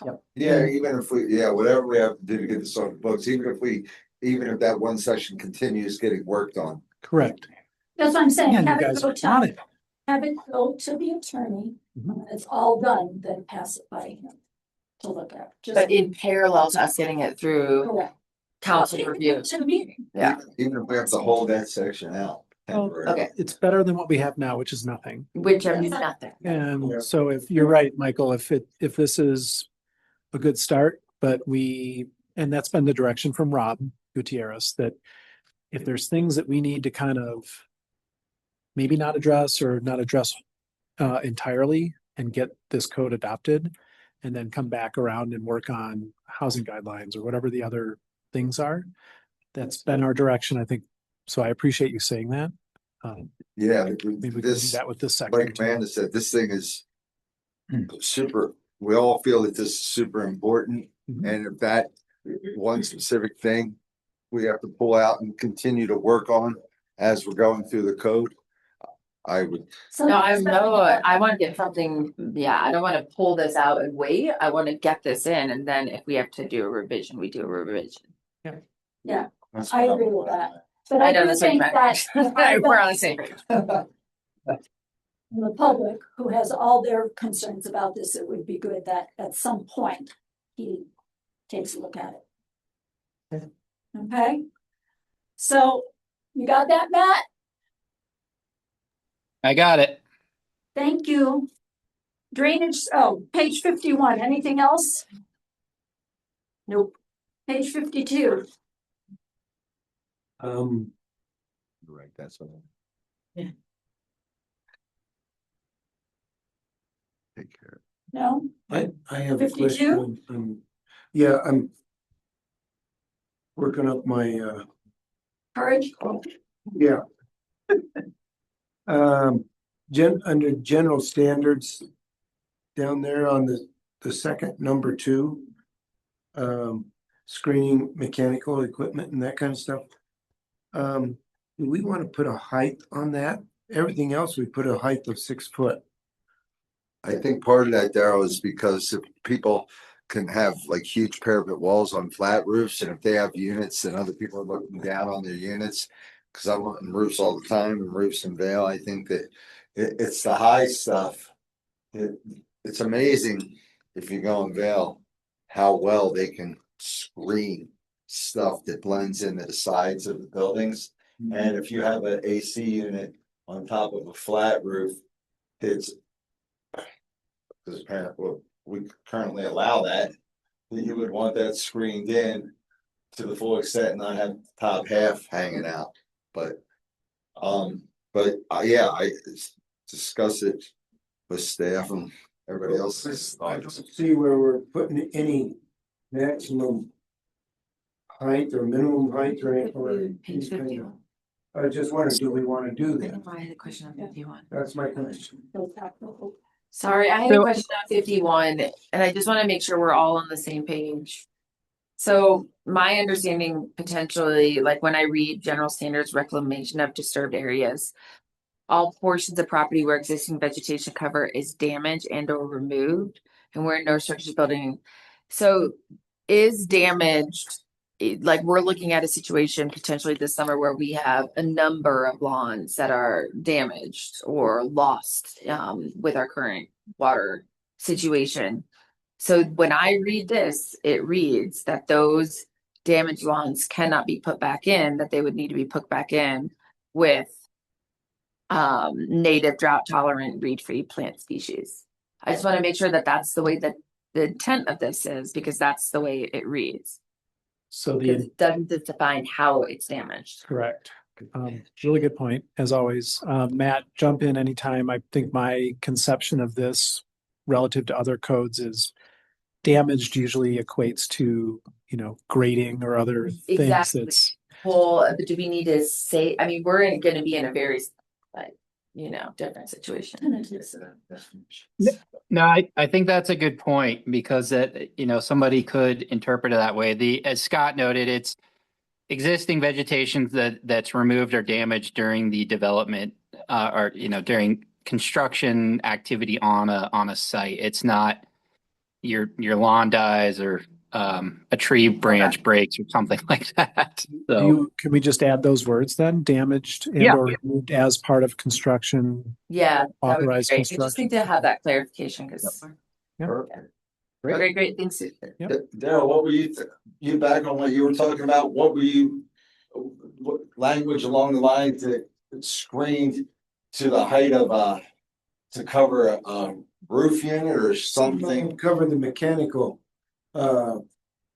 equipment. So it currently says, unless otherwise stated in this chapter, all screening devices must have a height and opacity. Are you saying that we need to maybe specify a not to exceed or a minimum? Or what the screen device is for, I think, as well. That's what he's. I was wondering if the 6 foot is what we want to go with, Okay. because we mentioned that further up. And I don't think any mechanical stuff goes more than 6 feet, does it? You hope not. Yeah. But it is asking to screen it. I'm just wondering, do we want to put a figure in there or just leave it maximum figure? So the reason we didn't include a specific, because some codes I've seen do say you need to screen with a wall that's a minimum of say 6 feet tall or something like that. And I guess my thinking there was the height of different mechanical equipment or could vary. So I don't know that, if say it extends up 3 or 4 feet, do you really need a 6 foot tall wall? So that's kind of why that generic language was put in there that says you have to screen it with something that has a height and opacity that's adequate to kind of block the view of the equipment. If we need to, we can include some specific dimensions in there. It also says that screening devices have to comply with the applicable standards in Article 2, which means if it's not in the dimensional standards for the different zoning districts, like the building height and building elements that are allowed to go up a certain height or exceed the maximum building height by a certain amount.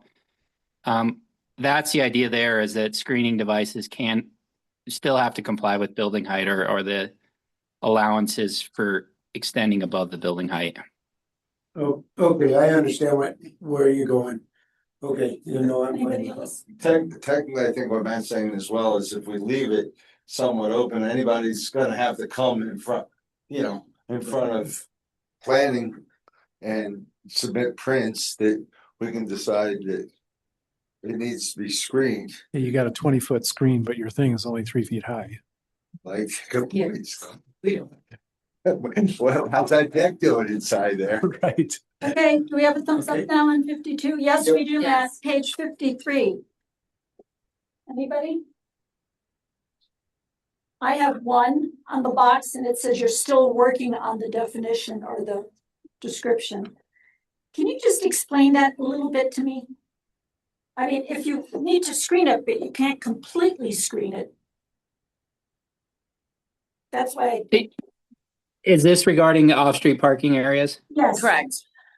Yeah, so the idea,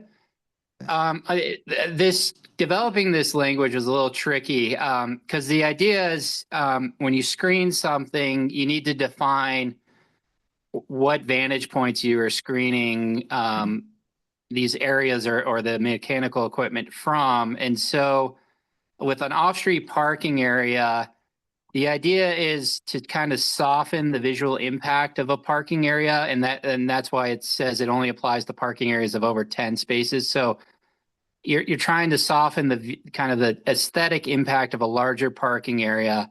And so it says substantially softened, which I recognize is subjective language. It's not, what that means to one person can differ to another.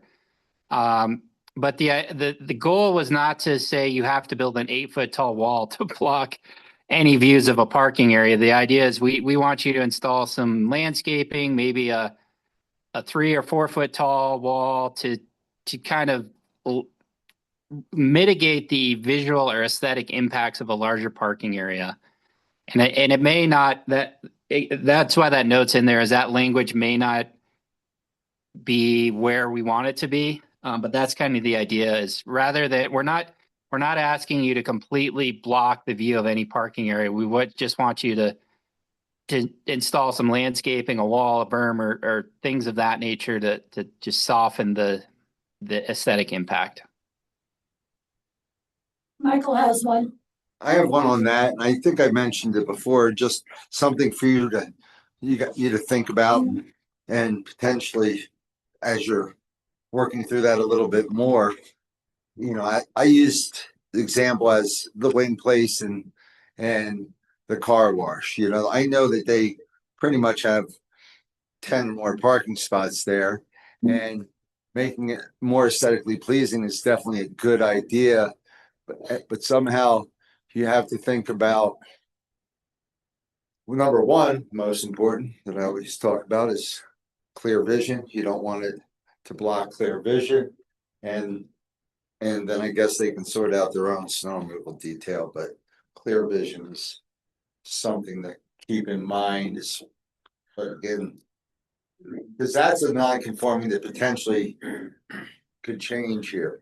Mm-hmm. And can screening be temporary screening, like during summer months and things like that? Because that's what I've noticed in some communities where, like in the summer, they put out big planter boxes and things like that in the parking lots to facilitate a little bit more dynamic set of concrete slab, versus in the winter they clear that out and that ends up being kind of their spaces for snow.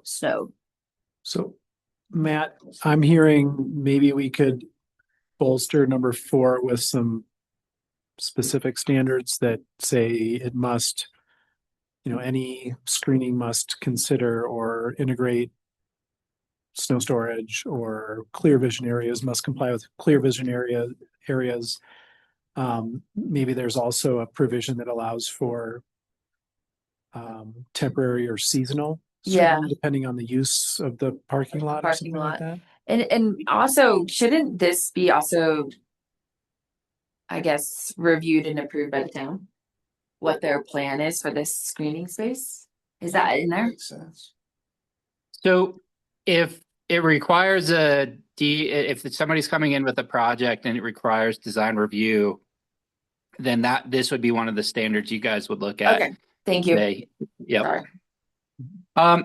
The only concern, or I guess hesitation I have about temporary screening, is the idea is, and that's why there's a statement in there that says if you use landscaping for screening, it has to provide year-round landscape or year-round screening. I mean, the idea is to provide screening every day of the year. So if it was temporary, then during the winter months, your parking lot would be a bit of an eyesore. I mean, if that's not a problem, we can certainly. If it's a construction site, it makes sense for it to be screened until the construction is done. But if it's in review for what the final products could be, I don't know. We were definitely talking about new developments that are proposing essentially paved parking lots visible from public view. And similar to the discussion we were having before about how we kind of don't want to see that, particularly on Main Street. No. This is something to help that because we do need parking. It may end up being visible. So how do we soften that? You put them on the ground like you in the old days when you made those guys do it. There I was think a it costs built-in $500 which has parking on Boulder Street across from a residential neighborhood, that it would be nice if there was a little breakup on that parking. There's a corner thing there, but it does nothing to distract you from it. Matt, I understand your concern or caution. I think that is the intent, that it is not temporary or seasonal, that it's permanent. Right. Okay. So Okay. I mean, it's not to say we couldn't, if that made sense in Minturn, we could add some flexibility in there. My experience with screening is it's something that's there year round. Is there anything else on page 53? No. No, page 54. No. Why are we eliminating E applicability, the second part, 100 block? A is essentially all properties that face Main Street, and 100 block B is all properties that face William and Nelson going up the hill. So, go ahead. I mean, that was in. Anyhow, go ahead, Matt. Yeah, so the reason that was changed is the zoning map will depict 100 block A and 100 block B. And if for whatever reason in the future, the town decided to change the 100 block A or B zone districts, not having that language in there kind of prevents potential, if somebody forgot to change the description of 100 block A or 100 block B in this section, or it could cause problems. Yeah. So it limits potential conflicts in the code in the future. That's why that was pulled out. There was also a map of 100 block A and 100 block B in the existing 100 block standards, and we pulled that out for that same reason. But those zone districts will be clearly defined on the zoning map, the updated zoning map for the town. Thank you. Anybody else? No. Page 55, Nothing for me. page 56, Nothing. page 57, Nothing. page 58, Nothing. page 59, Nothing. page 60, Nothing. For me. page 61. Nothing for me. Okay, I have something here, but let me read in a minute. On page 61? Yes. 161.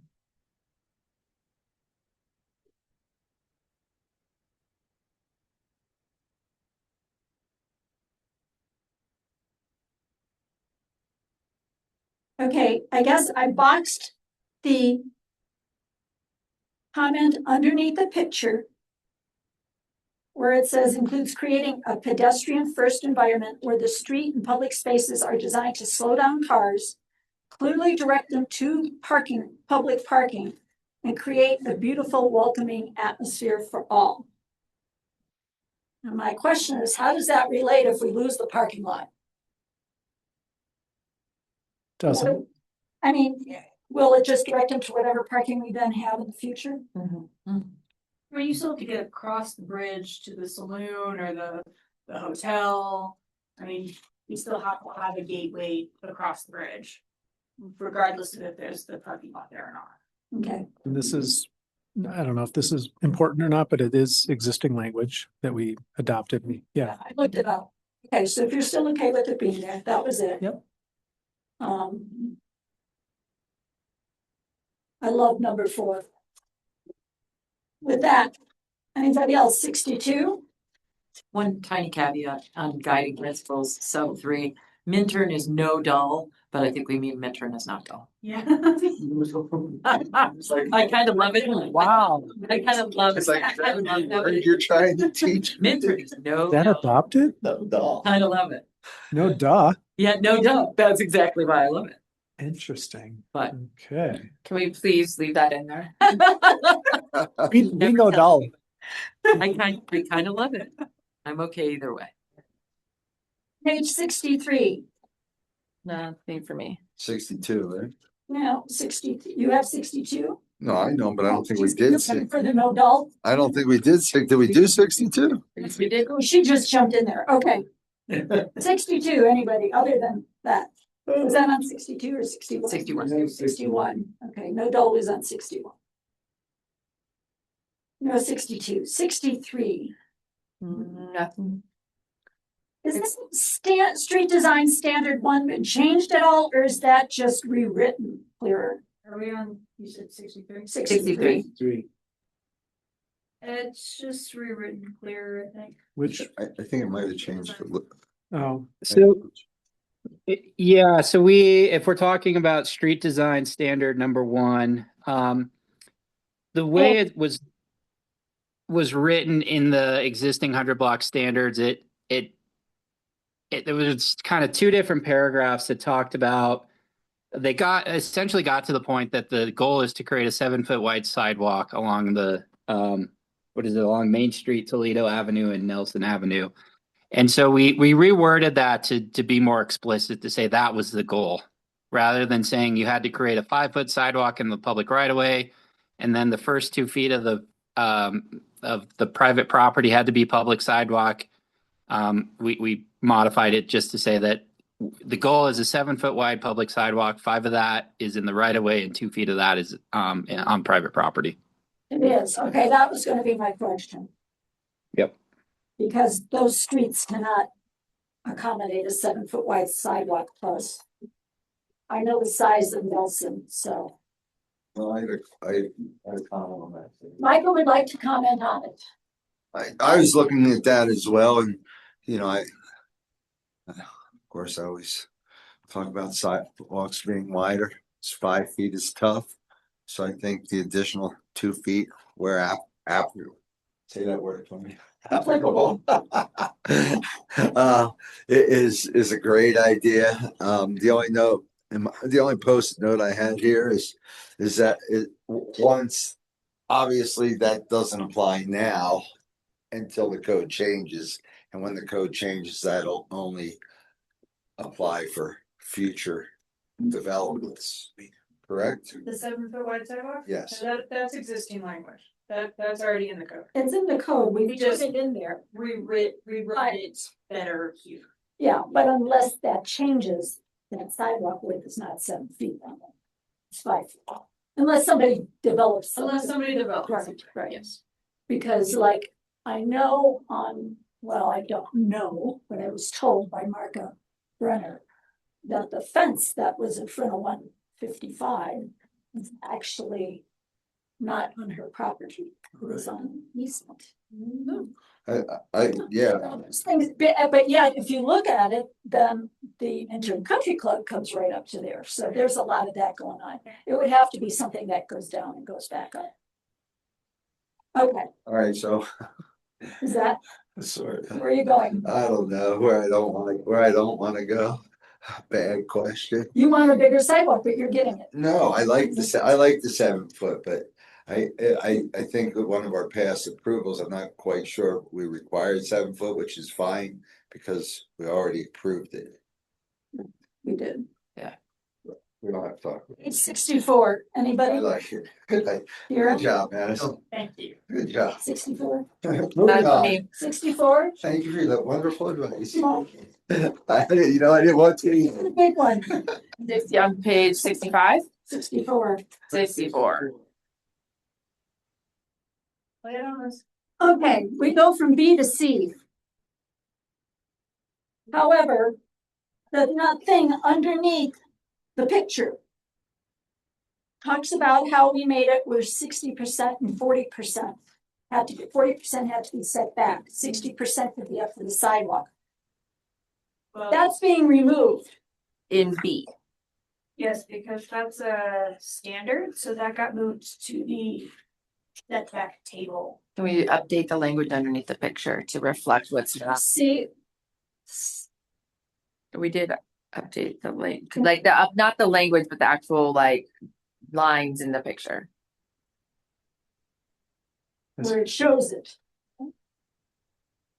I mean, we have it in the code. So, yeah, the photo illustrate, or the graphic illustrates the 40% and 60%. The previous language calls out the 40% and the 60%.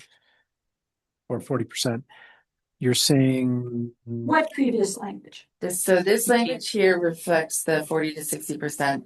The drawing used to be associated with the language that's now being crossed out. The front yard setback required for properties fronting on Main Street, but then they crossed off the 40. Yep, so they need to update this They need to picture. update The show it's picture. accessible.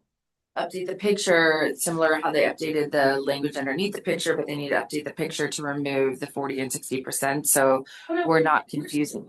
Requiring that language just got moved to the setbacks portion of the code, not within the design guideline.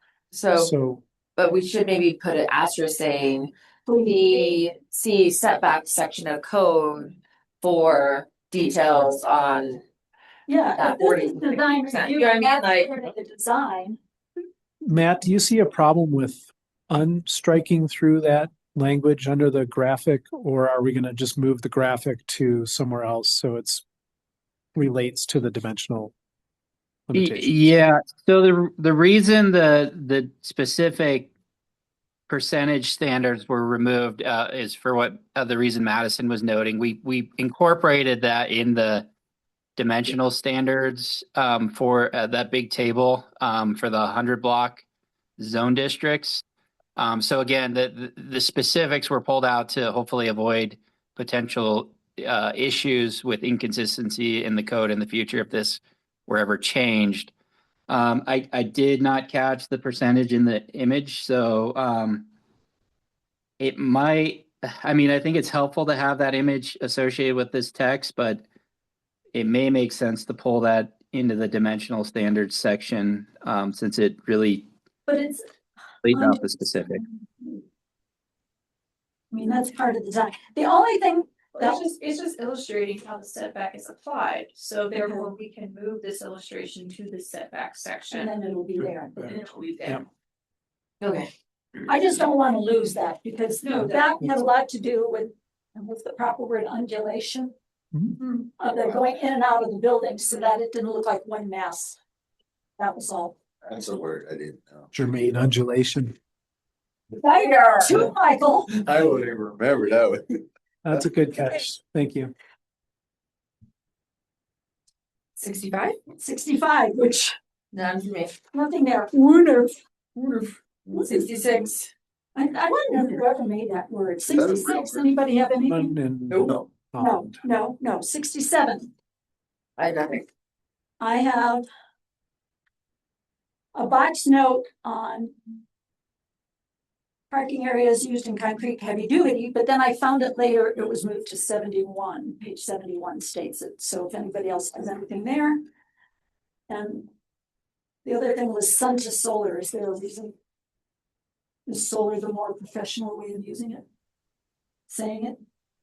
I mean, Solar exposure 57? guideline 4.1 on page 67. We removed the word sun and this moved it. Oh, it's changed just multiple Yeah. times. It's done multiple times. Solar more. problem, okay. We no longer. Yeah, it's a more technical term. We can use sun. No, just go with solar. Yep. I think most people will know that by now, hopefully. Vitamin D orientation. Hi, BD orientation, there you go.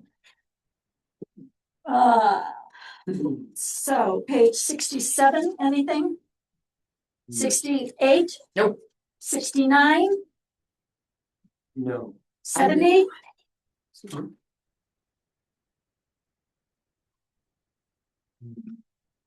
Oh, yeah, ideal previous conclusions. I have one quick question. I think it's okay. Locating snow storage over areas of over pervious surfaces to maximum extendable. I assume that means grass. Which page? 70. Okay. Snow maintenance when designing the site for a project, provide common areas where snow can be placed, ideally pervious locations to allow snow melt to be transferred to underground. Okay. Yeah, pervious is anything that water water can absorb goes to. into. Yep. Whether it be those. Could be favors, could be Favors, thank corrections, you. could be- Yes, okay. And on that note, one of the recommendations staff has is to include in the town-wide snow standard or snow storage standards a statement similar to that says that if you can locate your snow storage areas over pervious surfaces. So it's clearly stated in the town-wide snow storage standards that's strongly encouraged. Okay, page 71. Anybody? Nope. Why are we removing if no residential uses are provided on site, parking shall be provided for commercial uses, and we're removing that? Is that somewhere else? And I couldn't find it anywhere else. We removed that after much discussion. Because technically, commercial uses do not have to provide parking. They are exempt within the 100 block. But I believe it's still in here, correct, which is the older code, yes. This is my copy of the downtown 100 block code. Okay. So that's why I'm saying it didn't come back to us as a discussion. You did it on staff level? No, this is part of the existing code. Commercial does not have to provide, I thought we have. which was the argument Discuss that. Yeah, that they made for the variance. Yeah. Because they're commercial, they do not have to provide commercial parking. It's parking is just for any residential units Right. as required. Okay. I thought we used to have like one spot per 300, 400 square feet, but was that for? That is for any commercial outside of the 100 block. We have some kind of per square foot. But the 100 block specifically is exempt. Talking about that in detail later. Yeah. Page 72, Nothing. Yeah.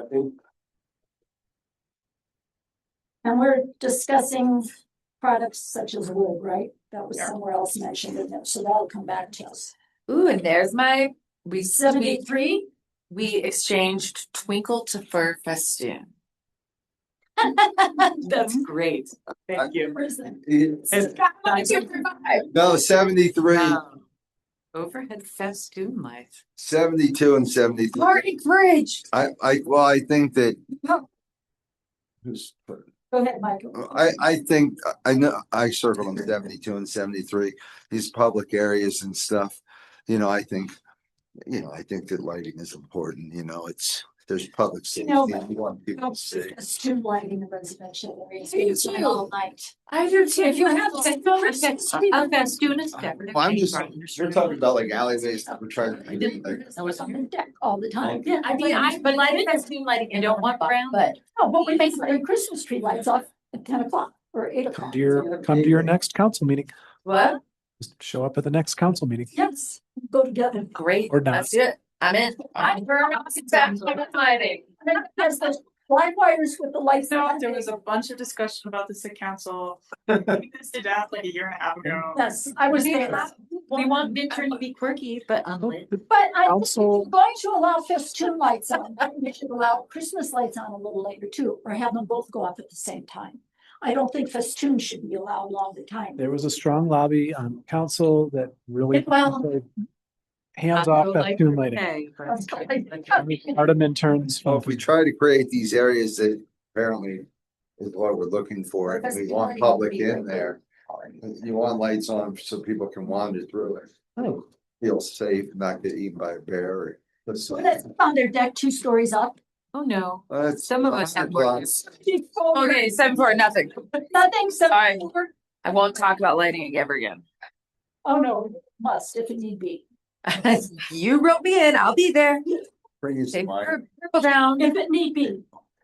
Page 74, nothing. Page 75. No history of building. That's a great picture. This. Page 76. Nothing for me. No, No, No, no, page 77. Nothing for me. Page 78. Nothing for me. Page 79. Once again, we're talking about wood somewhere, but we know Yeah. that that's going to be further discussed. I'm sorry, Lynn. On 77. I'm sorry. On 70 what? On 77, maybe I just read it wrong. It's talking about facades at 25 feet, and then it's talking about change in height. That's just the height that our current height, correct? Sort of. Questions of articulation. So if you have a building that is, Oh, I understand. so in other words, This like, yes, you got it, up and down. So it creates change in the front. staggered roof lines. Yes. Yes. Yes. Well done. Even if they. To that point, does it make, I mean, that's existing language from the 100 block standards, but it may make sense to specifically say that a change in roof line or change in building height, if that makes sense. I think that makes sense. Yes, yeah, that's kind of what the picture shows too a little bit, because that top one was almost like a false front or something. Flare. Flare, false front. That's a parapet wall. Oh, my gosh, too late. 78, Nothing. Nothing. 79, Nothing. Nothing. 80, Nothing. Nothing. no, 81, Nothing. Nothing. 82. Nothing. Nothing. Okay, and I called Madison on this today just to clarify. Because it said Article 2 zoning regulations and 16.265. I wanted to make sure that was the current code, and it is, so. Because then it goes. Article 2 zoning regulations. But I could find the 16.265, but I couldn't find the reference when I was looking through the other things, so Good job, Lynn. I got it. It helped me on that. Way to appreciate it. 84. 85. And we did birth. Wow. Oh, we're not done. Yeah, it's a record. It's the new record. We'll take it. Oh, Well done, Matt. Thank you. much. Thank you, Matt. Good night. Thank you guys. Good night. We'll talk to you soon, Matt. Thank you. Staff reports. Does anybody have anything on the manager's report? Nope. Nope.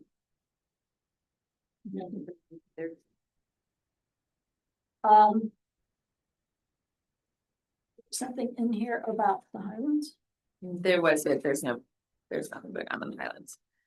Well, he did apply for a possible grant with Forest Legacy First Program. Legacy Program to get a grant to be able to get a open space appraiser. Is that it? Am I saying that correctly? Yep. Amazing. Yes, he didn't get it yet, but he has applied for it. Amazing. Because to do an open space thing on there, you have to have it appraised by a different type of appraiser than what we had done for what's been going on. And he did get that grant in. He told me that just before this meeting.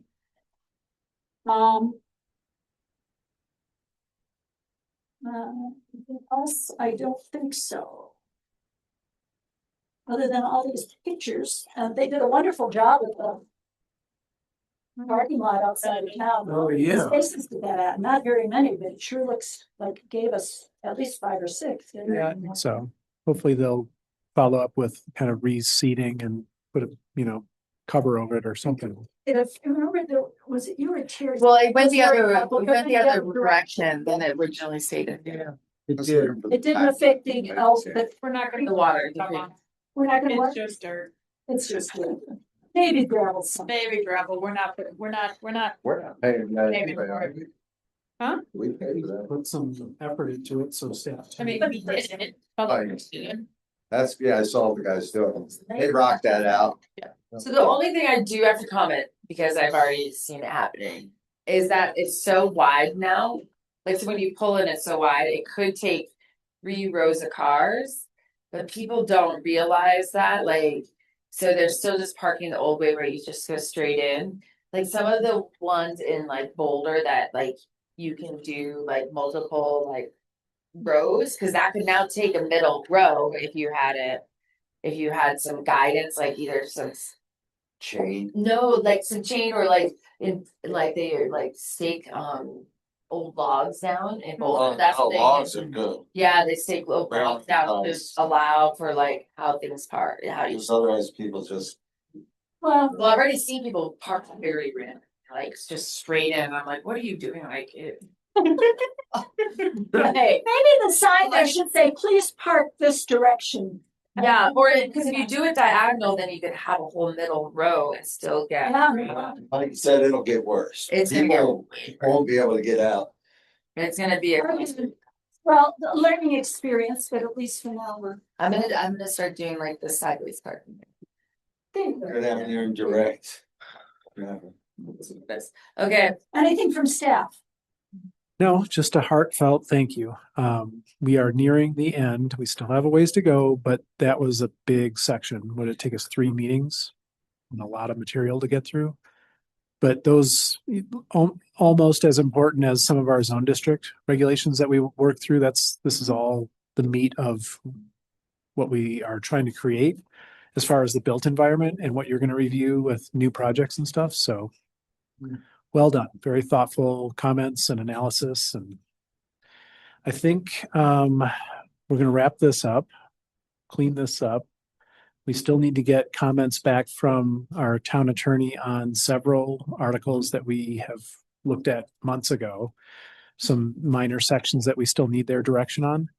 I'm working still on the definitions. You're working to pull. She's helping you too. Yep, she's going to help. She'll review the definitions draft from a layman's perspective because she's an intern and doesn't know the jargon and stuff. So she'll kind of proof it from the standpoint of someone off the street going like, well, what's that mean? Except she does have some experience. A little bit, yep. And she's extremely bright, but I have a question. sure. One, yes, I'm glad that we're moving through everything. It's excellent.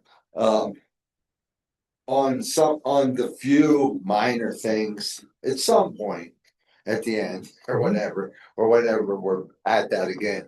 The few minor points that we had a little difference of opinion on, between commission and staff. We're gonna talk about those again. That's the goal.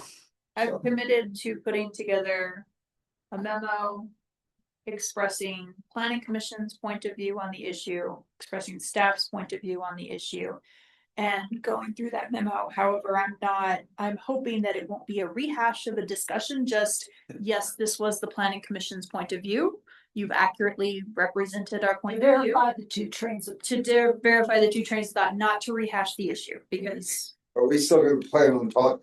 The only reason I'm asking this is because I was just curious because before in the past, we had said that those things we were gonna hash out and have a joint meeting with council. So I was just curious if that was still the plan. I don't know if that's still the plan or if Rob's going to take a different approach to that. If it's going to be a really well-developed memo with your blessing on that memo to say, yes, this accurately reflects what our position is or what our feelings We are. see the memo And present that with, as we're presenting the whole code to the council for adoption. But it's a clear kind of, hey, these topics need to be talked about by council. I don't know if that's how it's going to go, if we're going to do a joint work session. so we'll talk about that more as before Mike. we, Does anybody on this board commission have a preference? I don't, I mean, I think no matter, I have no preference. we're gonna see the. We're gonna see them, as long as we get to see the memo and make sure that we were accurately That it's presented. Yep. then I don't care. And we still have the option to go into council when it's there. Yeah, but can we say anything at council? Of course. Yeah, for sure on this, yeah. Listen to her sigh again over there. It's a legislative, 5 applications. it's a legislative action. But so if we're presenting this memo in conjunction with Mhm. the full package in ordinance format for council to review, theoretically, planning commission has made a recommendation to the town council on That's true. that ordinance. Yep. And so you really should rehash your recommendation or state something differently than what the full planning commission voted on at council. I agree with that. So if you're asked a question to clarify, you're on the planning commission, you were there, you've looked at this memo, do you agree with the way staff is? I think that's fine. Yes. Yes, it is. To get up on a, So. Cause Tom Sullivan does it to me once, a couple other people, I've been at the commission, at the council meetings, and they know, and they have said Lynn, and they've asked for my response. Mhm. And I've clarified that with Mike already, but I know you can. So we put up, just, we don't even know when this is happening, but it'll get put together like you said. We'll see it and express whether we feel that the few things that there is are spelled out as we remember, and then potentially we'll agree on that, and it'll go to council. Technically, you could ask us to be present and not speak unless someone has a question. Yep. So but, that brings something else to mind. okay, So it comes back to us, we get this big packet, we go through it again. Can we make sure that at that time, we at least advertise to the public that that is what is happening at this level? It has to, it's an ordinance. Right, I mean, have that flashing light out there, final draft being whatever. yeah, We're gonna change that to, we need a new council member. I don't know, that's a separate thing. Hey, Anyhow, but I'd like to make sure the public knows this is the final draft before this goes to council. If you have anything more to say, this is an open meeting to come say it. to your point, I think we also committed to, I think, mailings.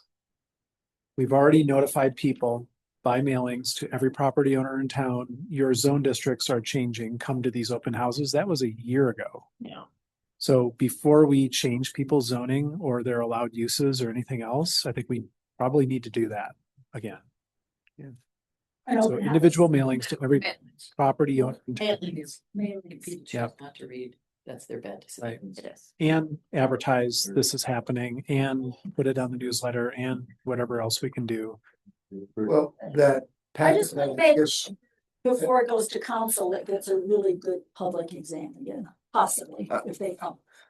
Hey, I like to say, sorry, just one thing, Melissa, just so you understand. Yeah. What we're talking about is that there was only, we'll say 3 or 4, 6 or 7, whatever, less than 10 things that, less than 10 things that planning commission unanimously gave direction, and and staff had, and everybody's allowed to have a difference of opinion.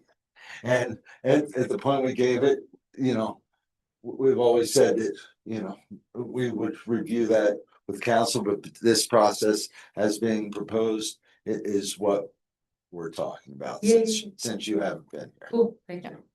There's a few things that planning commission has recommended that staff fundamentally doesn't agree with.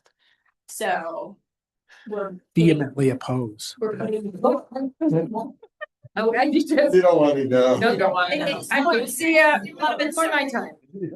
Somebody's saying it because. You're gonna see it. Yes. Then No, you'll, no. then it'll be there. So we're just representing both sides of the argument to council to let council make the final decision. Not rehashing it. Not rehashing that. We're just gonna, Hold on, Michael, Daryl has. I'm sorry, Just to back up a couple phrases here. When you were saying about,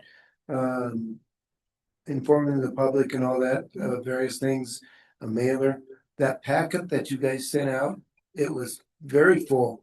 And I've had so many people read it because it was so full. You know, if it's one page, they just throw it away. But when it had 3 or 4 things in it, people read it. I mean, Interesting. quite a few people read the whole packet. I would think it'd be the opposite. You would think opposite. No, yeah. Great, that's good feedback. Okay, well, maybe we just do the same You thing. put it on their doorknob, most people will at least pull it out and see what it is. Now, that one, they have to take the time to go. Well, Ron's manager reports are about this thick. Yeah, they're- They're thorough. Okay, Okay. anything else? Future meeting. Staff reports, nothing, planning commission comments, anybody? Nothing. Future meetings, May 13th, who's gonna be here? So I feel like there's one of these Are you not meetings, going to be here May 13th? I don't know, there's a an 8th grade continuation that I'm trying to figure out. Continuation? Yeah. They're not graduating. Where we show they're up just for- continuing to high school. Psych, they've completed 8th grade. God, Oh, fun. We had that for Pooh Corner. You're. Corners. Yeah. well, first of all, I wasn't here, I was in Chicago. No, Continuation. young people thing. So let me just find, I'll find. We, the date. we didn't graduate. You can just email me or. if Yeah. not, DJ, then- Right, we'll send graduation for kindergarten. Yep. Okay. What's your kid, you know, how many kids you have? Jasper's in 8th grade. Okay. Yeah, he's in 8th grade. Continuation, Yeah, we have continuation. Where's the following weeks? like continuation, congratulations. Thank God, Mom. No, You've done- thank goodness. Now you can start doing really stupid things. Yeah. Bill. Okay, so Amanda says she's good for both. Okay. Anybody else on the 27th of May? I think I'm okay. I got some graduations. Is that Memorial Day weekend? It's after, After? day after Memorial Day weekend. Oh, Yeah, Day weekend. it's the 25th. yeah, Early. Wow. Wow. yeah, that's fine. I can tell you already, I will be gone June 17th. That's fine, that's a council meeting. Is that a council meeting? Yep. Okay. Okay. Okay, and with that, may I have, I'll give it to you Say it. tonight. You're Give it to the her. person. May you like to make a motion, please? I'd like to make a motion to adjourn the meeting. Thank you. May I have that second I second that. motion? Oops. Thank you. Bye, guys. Baby steps. Good luck in Vegas. We gotta get home to my Rocky Mountain Chocolate. Those better be-